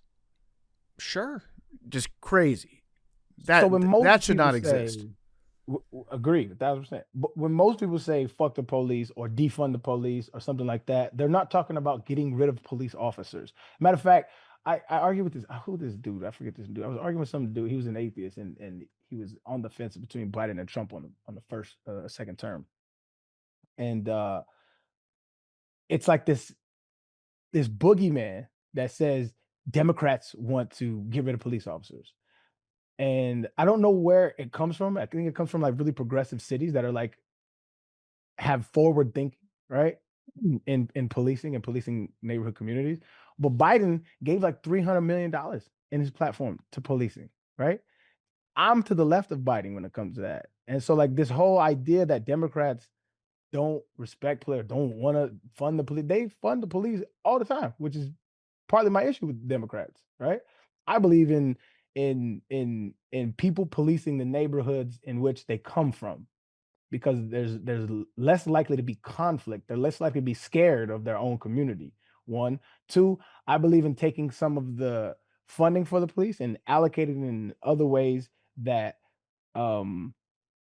are compartmentalized with the problem that it's facing. So if you get a mental health crisis call, that is not necessarily a policeman's job. They're not equipped to have training to deal with that kind of stuff. So a lot of times you have violence against mentally ill people that need help. There's people that are professionals in that area. And so I think what is it? The Denver, there's a STAR program that they've done has been wildly successful, that they allocate certain mental health calls to mental health professionals rather than sending police officers.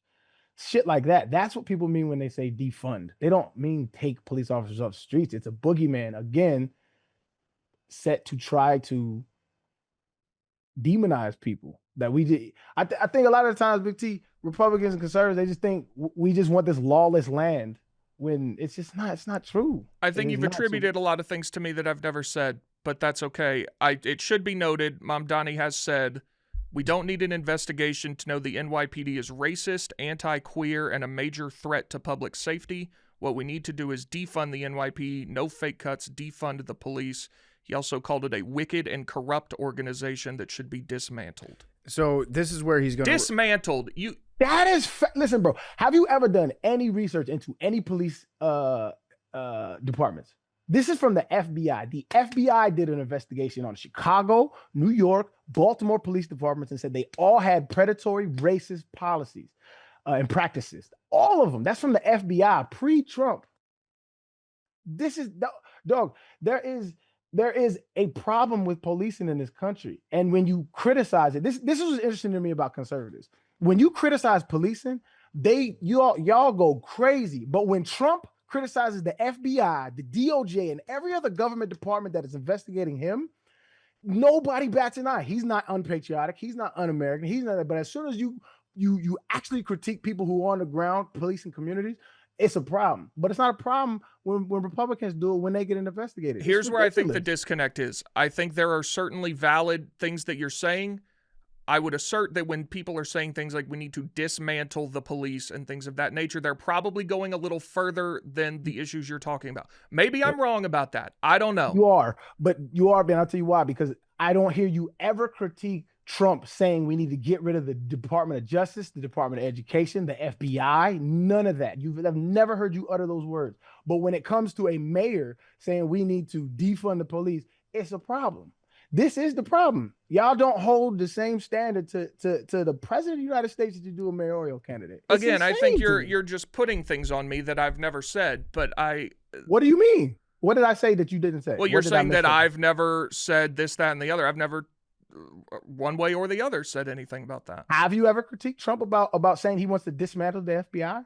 He wants to get rid of the FBI, investigate the corrupt. I believe the FBI has been weaponized politically by both parties at certain times. And the police department has not. I've never said that. I just said to you, I'm sure some of the things you're talking about, you're making up things that I've never said. Not making anything up. What I'm doing is you're conjuring up these ideas. I'm holding up a mirror to your ideology. You just gave me an entire spiel about how Mamdani is anti-police, but you do not criticize the right like you do the left. And the interesting part is, if there was a Republican saying dismantle the police, FBI? I would be like, yeah, I'm against that. The FBI? I would need to see specifically what you're talking about, but I'm not in favor of that. No. I hope if they do dismantle the FBI, you have agreed the FBI has been weaponized as a political tool. Do you not? 1,000%. But I don't stop at the FBI. I go to the police department as well. I think they're fundamentally different things, but there are... Explain how. Well, police are doing far more. They're localized. They're doing much different things than the FBI is doing. They're The both FBI law is enforcement. a big picture organization. They're both law enforcement. Yes. I criticize law enforcement. Okay, that's I fine. criticize corrupt departments. From the FBI, the one that you refuse to criticize, they did investigative reports on police departments in major cities and found the corruption. They found it. And we should fix that. But do you think That's what he's talking about. Okay. That's what he's talking about. Again, I would okay, that's fine. I hope whatever happens, the FBI doesn't get rid of those sweet challenge coins that Cash is giving out. Have you seen those? No. Look up Cash's challenge coin. The challenge coin is something that typically if you're in the military, you get a coin that you can carry around. And then if you run into somebody that's also in the military, you can produce your coin to show them, hey, yeah, this is what I got. I was in this battalion or whatever. The FBI has one now that Cash put in. And it's like the Punisher skull with guns on it. It fucking rocks. I got to get my hands on one of those. All right. Anything else? Mamdani says he's no longer wanting to defund the police. So I guess Okay. he changed his mind on all the corrupt institutions. I think that's a stupid fucking slogan. So silly, though. So silly. Improve the police. That doesn't have the same ring to it, though. It's not as catchy. Oh, to Arian's point, like one thing that he mentioned about like the history of the police departments, there was a crazy investigation that came out. I want to say like 2014 about some of the stuff that the Chicago police used to do, and they had like black sites. They had like warehouses in Chicago that they would take people to, like kidnap them off the street, not charge them with anything, and then hold them in these black sites like tied to a chair and basically torture them for hours, and then release them back onto the streets. It was a wild investigation. Just before we get off this, Arian, since you say that I never criticize this, that, and the other, whatever, are you in favor of like some of these cities like, I mean, it's most major cities around the country, but like the guy who just stabbed the girl in the neck, killed her for no reason, had been arrested, I think, 14 times. Like that's, or is that one of the things that's also not happening, that people are just getting caught and released over and over and over again and then committing more crimes? What is the question? In most major cities around the country, like cashless bail has been enacted. You can get arrested, get out. Is that something you're opposed to, or is that? Are you in favor of putting somebody in jail for life over minor crimes? No, that's not what I said.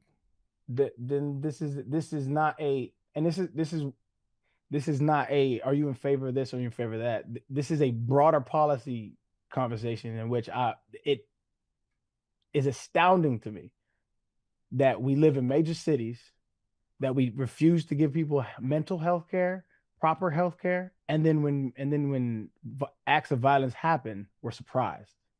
This is a byproduct of that. People are not okay in the head. And when this happens, instead of treating the symptom, we want to treat the end product of poverty, of mental illness in our neighborhoods and our communities. Are both not an option? You find me a Republican that says I want to give mental health care to people in impoverished neighborhoods, and I will vote for this nigga. I'll promise you I'll vote for him. Find me one. But so you still haven't answered my question. Yes, like I have. let's say we do that. Whatever this looks like, that we provide mental health services to poor neighborhoods, whatever you want to do. But along with that comes like, hey, if you commit a crime and you go to jail, like you're in jail. Like, is that something you would be in favor of or no? Are you asking me if you commit a crime, should you go to jail? Eliminate cashless bail. Eliminate just catch so and release. You think there's not enough people in jail right now? I never said that. I think what But Big I T think says, people who are committing crimes habitually and getting released and then they go out and do something terrible, those people should be in jail, yes. But okay, so let's say I continue. Let's say I get petty theft, petty robbery, right? Whatever the case may be, right? I steal stuff. Right? You think how long should you be in jail? Well, I think there should just be the regular bail system in place, but how many times have you committed robbery? Let's say 15. How long should I be in jail? A while. How long? I'm not a judge. I don't know, Well, but quite a while. If you've committed 15 robberies, this matters. This is why social issues are studied, and all this is symptomatic of the American experience. Like, if we don't attempt to fix the reasons why people are doing these things, they're going to continue to do it. So when you ask me, well, these people are robbing people, I don't look at it like we got to stop them from robbing people, so let's put them in jail. That to me is a dead end response. Sure, in the short time, yes, I don't think they're people that can exist in society civilly, right? But long term, there's never any long term plan I see from the right. All they want to do is they just want to cover it up with a Band-Aid and putting people in jail. I think that's ridiculous. I think there's reasons why people rob. I know people that have robbed. They're good people. They just do dumb shit because they don't have guidance. They don't have this. They have lack of funding, lack of support, lack of fathers, whatever the case may be, right? That's the problem. so can we do both? Yeah, I think so. Again, when it comes find to me a right. I'm not talking for right some hypothetical right-wing politician. I'm talking me and you. No, we can't do both. Why? I'm saying because there's no again. You're talking practically. I'm talking me and you. Like, would you agree that if I'm like, hey, let's get mental health, all that kind of stuff, but also if you're still out there committing crimes, like, you have to go to jail. Yes, but I think that's just such a ridiculous notion that you think. I don't think people. I'm not a prison abolitionist. There are prison abolitionists out there. I don't necessarily agree with them. I think there's a reason why the recidivism rate in our country is so high. I do. And I think there's data to support this. I think the reason why our recidivism rate is so high is because we don't incarcerate people to rehabilitate them, reincarcerate people to punish them. And it doesn't work. It doesn't work. I'm not saying jail should be a fun place, but there's zero effort made, I believe, on the part of the state to try to rehabilitate people to come back into society. There's people that fight for having libraries in prisons and jails. Like, people don't think they should have any kind of semblance of humanity once you go to jail. And so you come out more angry. What do you think you're going to do? You're more angry. You have priors on you, so you're not able to get a job. What are you going to turn and what are you going to do? These are issues that we like to attack, but you think people are just bad people, and I don't. I never said that. But you vote like that. You vote for people that think like that. That's the problem. Like, I think you would agree. You only got two choices. One of them I disagree with way more than the other. You would agree with that. You don't like Democrat politicians, most of them. No, I don't. I think that the recidivism thing is a real thing. Like, when you get out of jail, you can't get a job. Of course, you're going to go back to crime at some point. And then I do know what Big T's saying. Like, if you are a habitual line stepper and you're violent and the violence is escalating, then we've kind of run out of options at that point. But that tied in with, like, spending a lot of money. I think we need to spend a shitload of money on rehabilitation programs when people get out of prison. We need to figure out, like, a massive, massive program to help people get jobs when they're out and have them be able to transition back into society so you don't keep doing that shit. But yeah, Big T, yeah, there are some people that are just they're more violent by nature, and those people, I think 99% of America would agree. Like, if you're out there robbing people with a weapon and you do it over and over again, you should be away from society. I don't disagree with that. You won't find, I don't think, a rational person that disagrees with that. I guess it's just frustrating because it's like, again, the straw men that you put up is like, of course I think people should go to jail. Like, that has never been. But those are real things that are happening in cities across America. Again, yes, but if you was to look at crime stats, violent crime statistics, right? Would you think that they are lower or higher in the past decades than past decades? Lower than like the 80s. That's what I'm saying. So yes, there's crime. If you have people that live together, they're crime, but things are better than when they used to be. I grew up in the 90s where it was way worse. Way worse. And people gradually get better. Sometimes we fall off, sometimes, but I think this society is trending in a good direction, in a progressive direction. But I think a lot of times everything gets hyperbolized because we're online all the time. It's not a reality. Like shit does happen and it sucks and it's bad and I don't agree with it. Like no, I don't think motherfuckers should walk around stabbing people, bro. No, I think it's horrible. But there's a reason why that man like that. There's a reason why. And I wanna attack the reasons why people are like that. That's what I feel like the big disconnect between me and you is.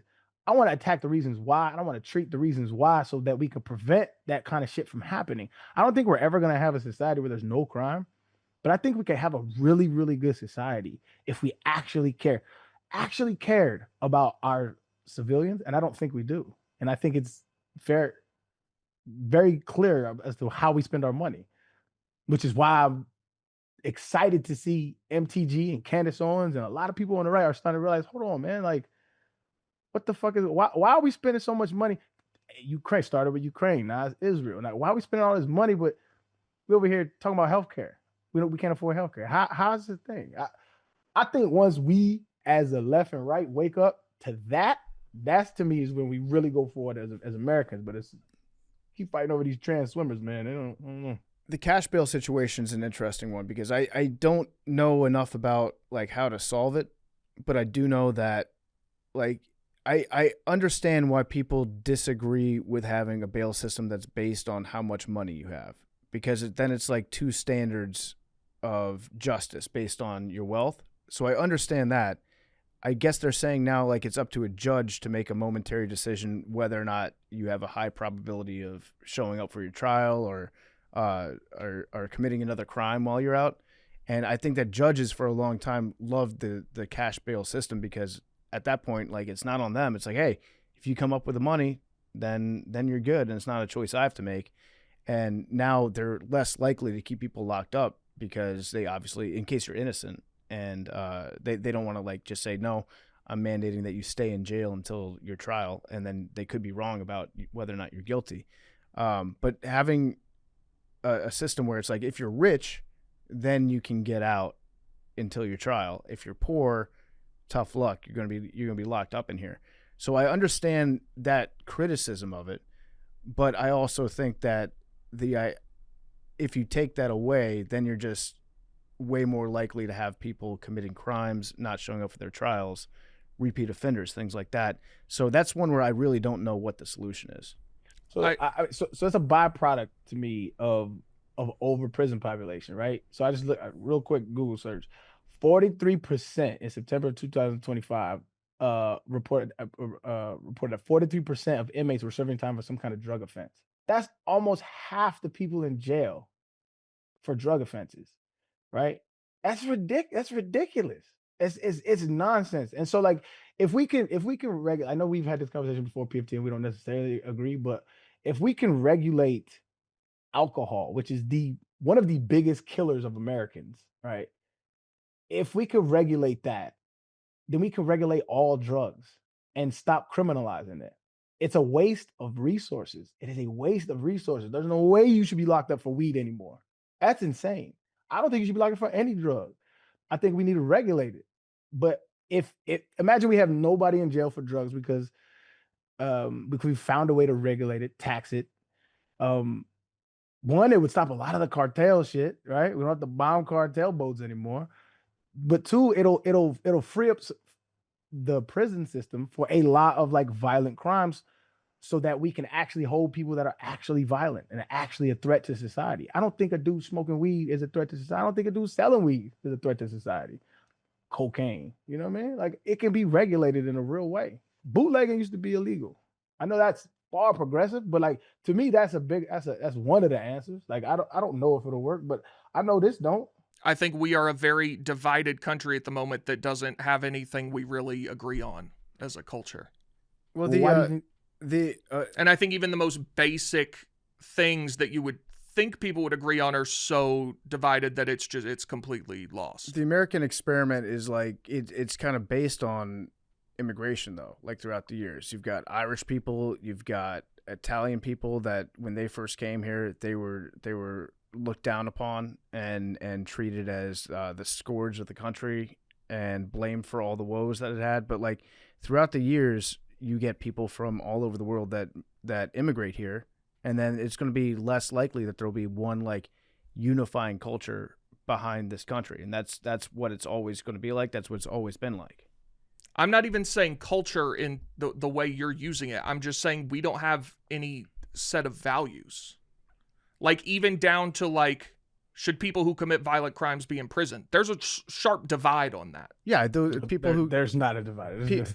People who commit violent crimes should be in prison. I think you're far too dismissive of things like that. I really do. I'm going to go out on a limb. I'm going to say people who commit violent crimes should be in prison. Brave. Okay, good. Yes.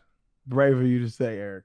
Yeah, without a doubt. Well, you were saying it's someone who'd committed 15 robberies. You were seeming to intimate. I don't want to put words in your mouth. You said violent. I understand. crimes. I understand. Those are different. I understand. But you were seeming to intimate that someone who had committed 15 robberies, like maybe shouldn't be in jail. Is that your position? No. Again. Okay. If you want to know my position, just ask me. I am asking. That's why I didn't say that you said that. Okay. What I'm saying is you're gonna have a hard time. You're gonna have a hard time if you want to just keep people in jail because they've done something a lot. If it's a nonviolent crime, you're gonna have a hard time sparsing out those sentences. And I was asking you, what is a fair sentence for somebody who continues to steal from somebody? How long do you want to keep them in jail? And then that's when I went down the recidivism rate, because we don't incarcerate people to make them good citizens or productive citizens in the society. That's not why we incarcerate people. Part of it is the privatization of prisons. You have to keep those beds filled. So yes, I believe if you commit violent crimes, you should spend time. I would have to go over points upon data points. I'm not qualified enough to say how long, right? But I know if somebody commits violent crimes over a long period of time, that doesn't mean that they deserve to spend their life in jail. No, that's insane. So the reason why that dude stabbed that woman on the bus, we'll never know the exact reasons, but what we do know is he was schizophrenic. That is a mental disorder that maybe he didn't have the money for medication for. Maybe he skipped on his medication. Maybe he didn't have the support system to continue to take his medication. Whatever the case may be, that was a bigger factor than him being released, in my opinion. Okay. You don't think so? I think it's obviously clear he was mentally ill. I don't know enough about that particular situation I don't know. All right, well, I think we solved it. I think we got it. Just a lot of common sense. I think we all agree actually, like on a lot of stuff. I really do too. I don't. I think we agree I on. think that's the problem. I disagree with your assertion that we disagree on a lot of stuff. Does that not prove my point? I think, if you commit violent crimes over and over again, we should figure out a way to stop that. And I think that you should spend time in jail for sure if you're like robbing people violently. If you're like carjacking people with a gun and you've done it more than once, I think that merits a severe long-term punishment. But I also think that when you get out of prison, we should spend money doing things to make sure that you're not going to fall back into that life, make those same choices again. That's how you make everybody safer. Yes. Got a couple other things I want to talk to you guys about. First of all, Kraken. If you're going to trade crypto, you guys should do it right. No sketchy platforms, no sketchier customer support. That's why we only trust Kraken, because it lets you buy, sell, and swap over 300 cryptos without the lag, crashes, or clownery. If you're buying crypto manually, that's old school. Recurring buys let you automate your investments so you stack sats without even thinking about it. It's DCA done right. You buy more when prices dip. You buy less when they spike. Link your bank in minutes. Set it, forget it, let that portfolio grow. Kraken Pay is instant crypto payments, no more excuses. If you're covering a lost bet, splitting the tab after a night out, or sending funds for the next wild adventure, Kraken Pay lets you move money instantly. Zero fees and no banks holding things up. Oh, and refer your friends. Kraken will hook you up with up to $200 in USDG just for spreading the love. So quit waiting. Head to kraken.com/barstool. Not investment advice. Crypto trading involves risk of loss and is offered to U.S. customers, excluding Washington, New York, and Maine through Payward Interactive Incorporated. I got a real quick PFT's Playing Corner. Real quick. The United States is building a training facility for the Qatar National Air Force to train some of their pilots on the F-15E Strike Eagles in Idaho. It's being put in Idaho. I saw a lot of libs over the weekend up in arms about this. Big T. Did you see any of that? This is the first I've heard of any of this. Yeah, Hegseth made a very important announcement on like Thursday or Friday of last week, and I saw a lot of libs being like, oh, we're building an Air Force base for Qatar in the United States. I actually saw a lot of conservatives saying that too and being like, this is kind of fucked up. I did some digging into it. My understanding is they're building a facility or a program on our already existing airbase in Idaho, in which we will use to train the Qatari Air Force on the F-15E. This is not necessarily an unusual thing for us to do this with governments or militaries of our allies if we want to train them on certain equipment that we're selling them. So it happens from time to time. It's happened in the past. It'll continue happening in the future. It's just interesting that now Qatar is like so close and such like a close ally to the United States when like 4 months ago we were accusing them of being terrorists and funding and abetting terrorists. So I only have 2 minutes of info on this, but hey, Arian, just so you're aware, based on the information I have on this, I'm vehemently opposed to it. That's good. Just so you know, next time you say I never criticized these people. Who? The Trump administration. Got you. So we've done this before with Israel. We've done this. We trained or helped to train the Ukrainian pilots on F-16s here in the United States. So it's something that we do with allies. We've done it repeatedly with allies.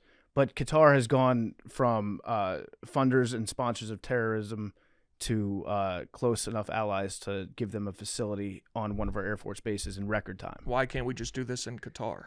Well, some pessimists and cynics would argue that it might have something to do with the $400 million plane that. Well, you the could argue Qatari that's government. why it's happening to begin with. I'm saying, Yeah. why couldn't we just do this there instead of here? That's a good question. I guess we have better training environments here. Qatar is a small country, so you don't get the same type of environment when you're up in the sky. Different terrains over here, as opposed to Qatar. Probably a more active military environment in the Middle East, where somebody could mistake a training mission for an actual military mission, and then that would screw up your training mission. There's a few reasons for that, I think, why the U.S. would be a better place to do it. Also, since like we build the planes here in the United States, we've got lots more qualified instructors and expertise. All right. So I think that's where we're at with that. But yeah, the F-15 Strike Eagle is a monster of an airplane. It can carry so many missiles. It's pretty sweet. Air to ground, air to air, you name it. The F-15E does it all. Okay. Let's see anything else. Oh, I was gonna. Yeah. There's an alternative halftime show for people that don't like Bad Bunny. Oh yeah. Let me read you the lineup, baby. The problem is it sucks. It's a good idea. And here it is. Turning Point USA is sponsoring a alternative halftime show. Okay. And it's gonna lead. Well, I think this is the head guy, right? It's Kid Rock. It's called Okay. Kid Rock America's halftime show. I'm assuming he's gonna perform. I don't know. I think so. Ted Nugent, Travis Trent, Jason Aldean, Aaron Lewis of Stained. Sorry about that, Aaron. John Rich, Lee Greenwood, and Forgiato Blow. I believe he just said nigga. And featuring a guest appearance from Measles. Okay. Now there are 2 songs. Aren't those all Yeah, guest a lot. appearances? That's a lot. I don't. That's what it says. That's a lot of people for a halftime show, dog. I'm gonna make so much money betting on the song that Lee Greenwood's gonna play. So you're going to have God Bless the USA Mhm. and Great Day to Be Alive by Travis Tritt. Now, Yep. those are 2 bangers. Mhm. Outside of that, I'm not really sure what else you're getting out of that group. All right, Kid Rock is gonna do American Badass. He might do Only God Knows Why. I thought he was gonna do. What, didn't he do I'm a Cowboy? I I'm thought a he was gonna do that cowboy. one. Yeah, he might do that one. But I guarantee you he's going to do American Badass. Who else was on that list? You said, well, they've got John Rich from Big and Rich, but they don't have Big. So it's one half of Big and Rich. I don't know who anybody is except for Forgiato Blow. Unfortunately, I know who he is, and then Kid Rock. I don't know anybody else. Who else we got there? So they can do Coming to Your Jason City, Aldean? too. yeah, Jason Aldean. I don't know who that is. Where is Fly this Over happening? States. I assume in a That's interesting as studio well. somewhere. Let's see. And With- like, where can you watch it? On YouTube or something? It's definitely gonna be like on YouTube or something, Yeah. live streamed. Okay. Their offices are in Phoenix. Read that list again. I don't have it. It was Kid Oh, I Rock, got you. Travis It's Tritt, Kid Lee Rock, Greenwood. Ted Nugent, Travis Tritt, Oh yeah, the news. Jason Aldean, Aaron Lewis, John Rich, Lee Greenwood, and Forgiato Blow, featuring a guest appearance from Measles. I don't The know what new- measles are. I don't know Well, that either. You don't know what measles are? No. Now, Ted Nugent, that man, I encourage everybody to read up on the story of how he got out of the Vietnam draft. I've heard his name many times. Yeah. I don't know what he looks like, who he is. What is he, a singer? He's a singer, guitar player, and he was in a pretty big rock group. He was a big deal back in like the 70s, 80s, and then he became like a full-time sportsman, NRA guy afterwards. He's 76. Yeah, read up on how he got out of Vietnam. It is a wild story. I believe the story is that he did not shower or bathe or wipe himself for like 2 weeks. In interviews, he claimed to have deliberately failed his draft physical by consuming only junk food and soiling himself for a week prior to the exam. Yeah, A week? shot himself for a week, and then showed up, and they're like, "This guy's crazy because he smells like shit." And then, Would you rather shit your pants for a week or go to Vietnam? oh, me personally, shit my pants for a week. Yeah, but then when you become like a big like I don't military know, guy- dude. I think it's close. Really? No, Oh, so I assume, so he's not showering the whole time because that was Yeah. the whole point. yeah, So you shit your pants for a week. huh? Do- Just imagine, dude. Do you have to go and like do things? Like your regular life? I can't imagine so, but also I imagine it's worse just sitting at home. Also true. Imagine trying to go to sleep after you've shit your pants for 4 days. Yeah, be tough. Be real tough. I think you're underestimating how terrible Vietnam was. Probably so, Yeah. but Okay, the alternative is you have to sleep in the jungle for 9 months, and then at nighttime, fair enough. strangers come in and shoot you. Yeah. It's still close. It's still not good. It's not good. I would much rather shit. I'm not criticizing Ted, by the way, for shitting himself for a week to get out of Vietnam. Hat tip to him for the ingenuity on that. But then when you become like a big pro-military guy afterwards, and then you're encouraging the United States to send troops overseas and invade other countries later, then it's like, wait a second, dude. You shot yourself so that you didn't have to serve. But now everybody else can go serve because you think it's a good idea. If we can whittle that list down, Travis Tritt can give you 2 or 3 good ones. You obviously Yeah. have Lee Greenwood. Travis Tritt, There's too many people on there. I like Travis Tritt. He's got some bangers, some real bangers. I got a rice cooking in the microwave. Yeah, he's great. I don't know if I'm going to be tuned in. We already have too many halftime. Like I'm not a huge fan of the halftime show in general, I agree. and now we've got competing halftime shows for it. Yeah. Is it gonna be competing? Oh yeah, I actually think you'll be stunned by how many people watch that. I think y'all are drunk. Bad Bunny is one of the biggest global superstars. Well, I'm Yeah, not saying does it- people aren't going to watch that. It's gonna be like maybe a million, maybe. I don't know that it cracks $1 million. But that's a ton. I don't think so. Here's the problem: is that the people that are going to be tuning into this are going to be people that are watching the Super Bowl probably on some sort of streaming service, and then they're going to have to like log out of whatever they're watching on that streaming service, opt into the Turning Point one, then go back to the game later. And I would guess that I don't want to say most, but a high percentage of people who would tune in to the halftime show on Turning Point might not be the most technologically adept folks out there. Damn. Given that lineup. Right? If they can figure out how to get to the Super Bowl, they can figure out how to get to YouTube. I'd say that lineup skews on the older side, though. Is that fair? Yeah, man, The lineup does, but Turning Point skews younger. I agree, but that lineup Yes. skews on the older side. Yeah, it's not good. It's going to be, there are going to be people that watch it for sure. And anytime you get like a big movement like this to push back against a figurehead of the left like Baboni, you will do people that do it out of spite, even if they don't particularly enjoy the music that's going to be played just to send a message. But yeah, the Super Bowl, I don't think they're losing sleep over it, given that lineup. Yeah, probably not. Aaron Lewis to stay, and then guest appearance by the Measles. Are you familiar? That sounds like someone you would know. I'm not. Staying, yeah, I'm familiar with Staying. It's about been a Measles? while. Oh, okay. Oh, well, okay. So now we're up to 3 really good songs. Yeah, we got 3 songs. The Measles, though, I mean, that's just you know that by adding them into the lineup, you're just opening yourself up for anti-vax jokes, right? Featuring guest appearance by the Measles is pretty funny. I see where you're getting that. Yeah. It's pretty funny. I might watch. It's funny. I might watch, and then I might. You know what I might do?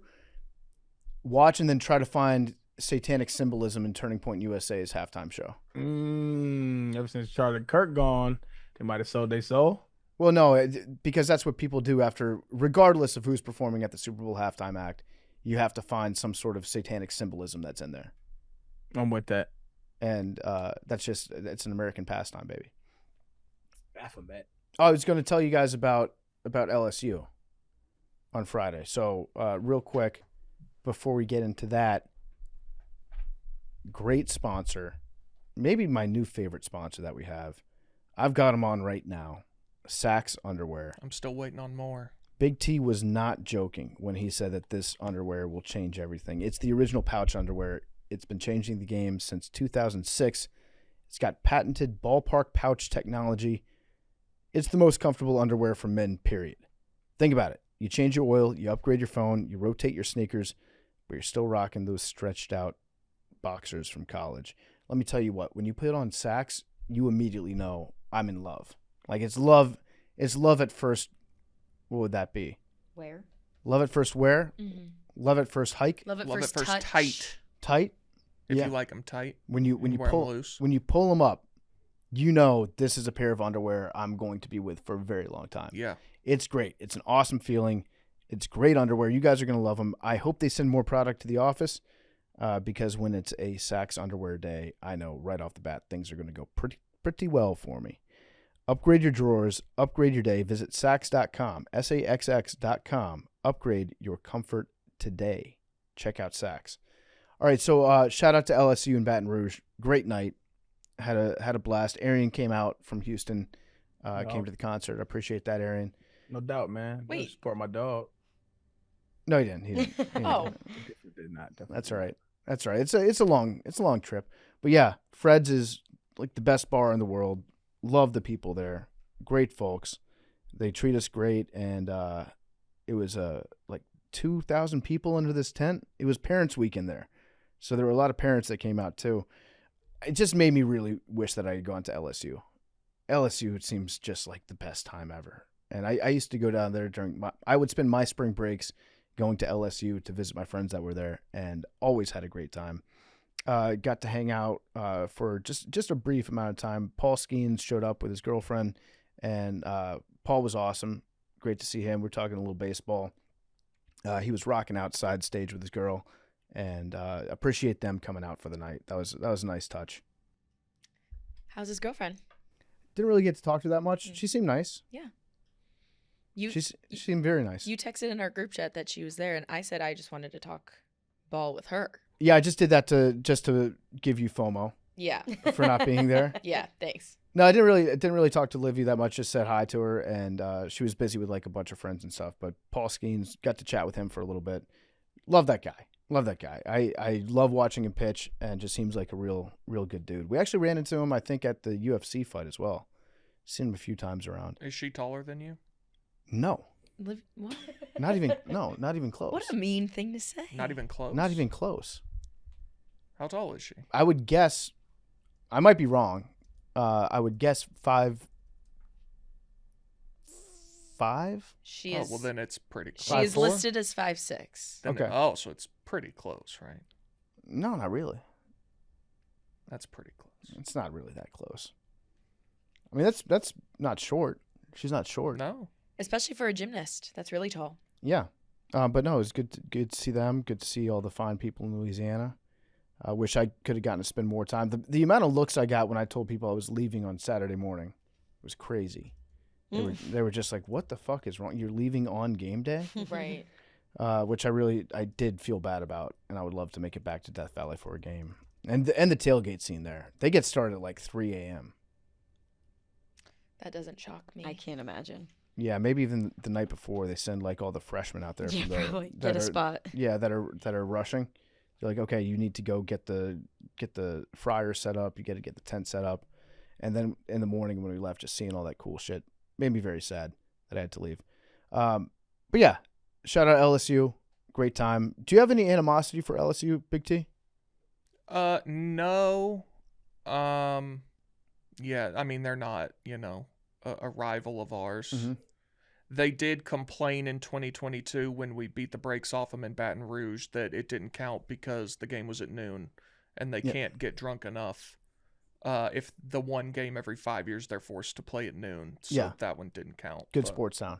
Yeah, other than that, like they believe it is their birthright to play every game at night. Yeah, And they usually get it. I agree with them. Yeah. But yeah, I don't dislike LSU really. Yeah, I also got TSA pre-check this weekend. Not to brag. Congrats. Wow. Finally. I did the Kind of lit. Yeah. I did the online portion several months ago and then never did the in-airport thing, and now I Yeah. think it's lapsed. Well, Oh, now no. I'm hearing from multiple sources that TSA pre-check is not nearly as good as it used to be. Do you have Clear? I got both. See, I have Clear, and I think that's fine enough for me. Yeah, Clear's good, but I'm hearing that. When you got both, that's when it really pops off. Because a lot of people are getting TSA pre-check now, so that can be a little bit dicey sometimes. But when you got both, rarely do people have both, so you get the red carpet treatment for that. So what happens when I go to the airport now? Same shit as always. You just get to not taking your shoes off for the security process. That's I love that. You don't have Half to the do time they're not even making you do that. You don't now. have to do that anymore in general. Really? Oh, that's really? right. Trump Yeah. got rid of it. Yeah, Trump got rid of it. Do I get like Oh, champagne when I that's get there? I haven't flown since You then. should. Yeah, how does that work? no. Now that I got Yeah. both, When is did there he do somebody that? with a Hey, sign see, with my that's, name on it waiting for me? right left policy. I agree. Yeah. In. Get that shit out of here. PFT, sometimes there's like the special TSA and clear line. Yeah, that's Yeah, I've seen that. Yeah. Now I've heard from some people that sometimes that line's not even shorter than the clear one. Depends. You have to gauge it because if you got both, you can kind of like gauge it when you're walking up, which one looks a little faster. Sometimes I'll just do the regular first class joint if it's shorter than the regular shits. I mean the other shits. Like just gotta gauge it. You got I've also- options now is what it means, man. I've also heard that they can, if you go into the regular clear and you have pre-check, they kick you out of that one and they send you to the clear plus Yeah. TSA there's pre-check clear, one. Yeah, there's clear plus. Yeah. I don't know.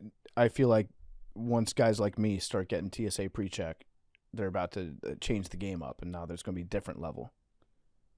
I feel like we're due for that. Yeah. I mean, pre-check's been around, what, 10, 15 years? Like I don't fly with illegal stuff, Except for that one time. but I would be a guy that you would think would fly with illegal stuff. Sure. And so the fact that they're just giving me a pass through security doesn't seem like it's a great program. I mean, if I'm they're getting into still it. screening your bag. Yeah, they're checking stuff out. I don't know. Clear is just a weird thing because it's a private company, and you're like, hey, I'd like to pay you $100 a year to not do all the security. They're like, okay, sounds good. Well, that's just to skip the line. You're still doing the same security. You go through normal security. It's just a shorter line. Yeah, that's true. Because they have it at Yankee Stadium, too. Yeah. To get in? Yeah, They I had have it- Clear one time, and there was a massive line at Yankee Stadium. I just walked right in. Yep. Same. They have it Wow. at a lot of different stadiums now. Yeah, there's like a select few, but there's like a decent amount. Yeah. I think the Braves might have it, too. That's kind of shitty, isn't it? No, it's awesome. No, it it's was nice. great. And you don't have to like have Clear. Like when my dad and I went to the Yankees World Series last year, we just had to download the app and like put our information in. So like I don't think for certain stadiums you need to like purchase Clear. You just have to like have the app. have That to might have have the app. changed since last year. I don't know, but Yeah. it was very convenient. All right. Well, yeah. Shout out to our government. Thank you for approving me. I was a little bit nervous. I just can't believe all of this time you didn't have I know. That is the I know. craziest thing ever. I know. I mean, that's why I keep bringing it up, is because I'm such an asshole for not doing it, and then for bragging about it. Like, yeah, I did it, not to brag. Next thing we need to unify is the laptop policy. Yes. Yeah, agreed. Half Yeah. the time you have to take it out, half the time you don't. I've Just get a scanner that can tell it's a laptop. Right. I've been in a couple TSA lines recently where if there's 2 lanes parallel to each other, both of them are normal TSA. One of them you take out your laptop and one of them you don't. And I'm like, what is the variance here? Like, Yeah. I I think it's that's different so, scanners. but Yeah. that's so frustrating. Not even to take the laptop out. It's just like, then they're getting snippy with you on not knowing. Because I was in Yeah. a line the other day where my line, you don't take it out, and the line next to me, you did. So I'm hearing the other line say, okay, everyone take out your laptop, assuming I can, follow this man's lead. And then I start to take my laptop out, and the TSA agent in my lane was like, don't take that out. Why are you taking that out? My brother in Christ, I've done this a million times. I believe the new scanners you don't have to, but if they're an older one, I think you so do. too. So some airports only like have one of the new scanners. I think is the case. But it's very silly. Yeah, figure it out. I am excited to fly without the shoe thing, though. Yeah, That's it is, convenient. It is helpful. Much easier. Just less gross, too. Yeah. I wonder how much longer we're gonna have those body scanners. Why? Because I feel at some point it's just gonna be like 2 magnetic things or whatever that you just walk through. You don't have Well, to half stop the and time raise your those hand. don't even work, and they're just like walk through the metal detector. Yeah. It's like, glad we spent $32 billion on this. Yeah. All right. Well, yeah. I'll be getting through the airport in no time at all. I'll be showing up 5 minutes before the flight. Excuse me, I've got TSA pre-check. I'm cool to fly. Big All right. dog shit. Big dog shit. All right, we will see you guys. Real quick, Yep. real quick. This is dope. Japanese scientists begin human trials for tooth regrowth drug. Ooh. So in October 2024, the researchers at Kyoto University. Oh, if you ever have a chance to visit Kyoto, my guy or my girl, do that shit. Kyoto University and Hospital, Japan, commenced human trials for a novel drug designed to stimulate the growth of new teeth. So that's kind of lit, and this is like real. So they're like doing human trials now, and I think that it's like gonna be a thing. Regrowing teeth. That's fire. How do they know which one is going to get do they regrow it in a lab then implant it? I'm reporting to you as the news came to me. I saw a tweet about it, and I went to the source, and I went to like the main source, and I went to the study, and this is a thing. That's great. That's crazy. Yeah. Cool Uh, shit being done. do you guys have your wisdom teeth out? Yes. I do, yeah. One. I don't. I feel like I need to get mine out. What? Same. You don't have I yours worry out? about it like all the time. I've got all 4. So do I. And 2 of them I know are growing in a problematic way. Oh no. Well, yeah, you should probably get them out then. Wait, are you like having teeth pain? No, 8 years ago I had severe teeth pain. And then I went to the doctor and they gave me like the x-rays and stuff. And they're like, yeah, you got 2 wisdom teeth that are right now pressing against a nerve. Then the guy gave me the number of an oral surgeon to get in touch with. And then I didn't call the oral surgeon because my teeth felt better the next day. And then my teeth have been fine since then. I've got Pretty one crazy. that every few months gives me a little thing, and I'm like, that's going to be a problem at some point. Yeah, I know. I've got a ticking time bomb in my mouth right now. Because I got the one, and they were like, he was like, I can go ahead and do all of them if you want. I was like, why would I want that? Pay quadruple for things that I don't need? He's like, you may need this one eventually. I'm like, Yeah. great, I'll deal with it eventually. And tooth pain is one of those things that when it hits, you will do anything to get rid of it. Yeah. But then when it's not there, you're just like, oh, I'm fine. I can still hear the tooth being ripped out by its roots.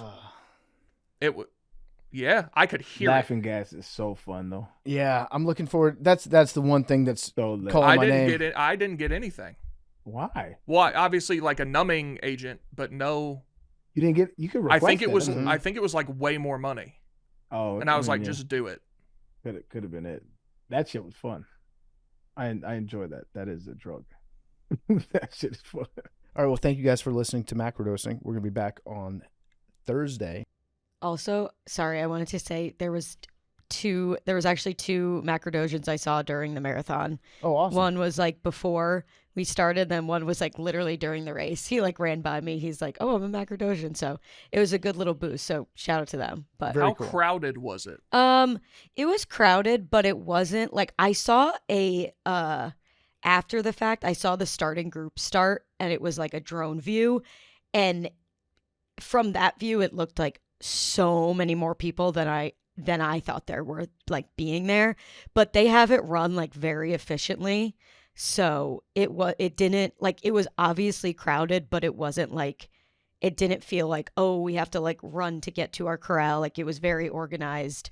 Obviously they do this every year. But it was very crowded. Like I think there was like, I mean, my bib number was like 70,000 something. So What the fuck? yeah. So there was probably like close to that running it. But it didn't feel like too overwhelming at the start or anything. But it was good. But shout out to those guys who saw me probably like dying on the race, but it gave me a little boost, which was nice. I love that. Yeah, it was cool. Good people. Yeah, good people. And shout out to them for running the marathon too. Yeah, exactly. And Shout out everybody. I'm sure there was more macrodosians that I didn't see. So If you're fast enough, you can listen to one episode of this show yeah, and do a whole marathon. I mean, yeah, the guy who won it could listen to today's episode. Oh, That's easy. actually so nuts. It's insane. Just as we've been sitting here. Yeah, Someone ran a marathon yesterday. in this time, Just keep going. literally, just keep going. All right. Damn. Love you guys. Love you, Arian. I love you too, man. Go Brewers. Love you, Aaron. Thanks for coming to my Oh, show. fucking right, go Brewers. You know what I mean? Crew. Don't ever get that shit twisted. Fuck the Dodgers. I don't give a fuck.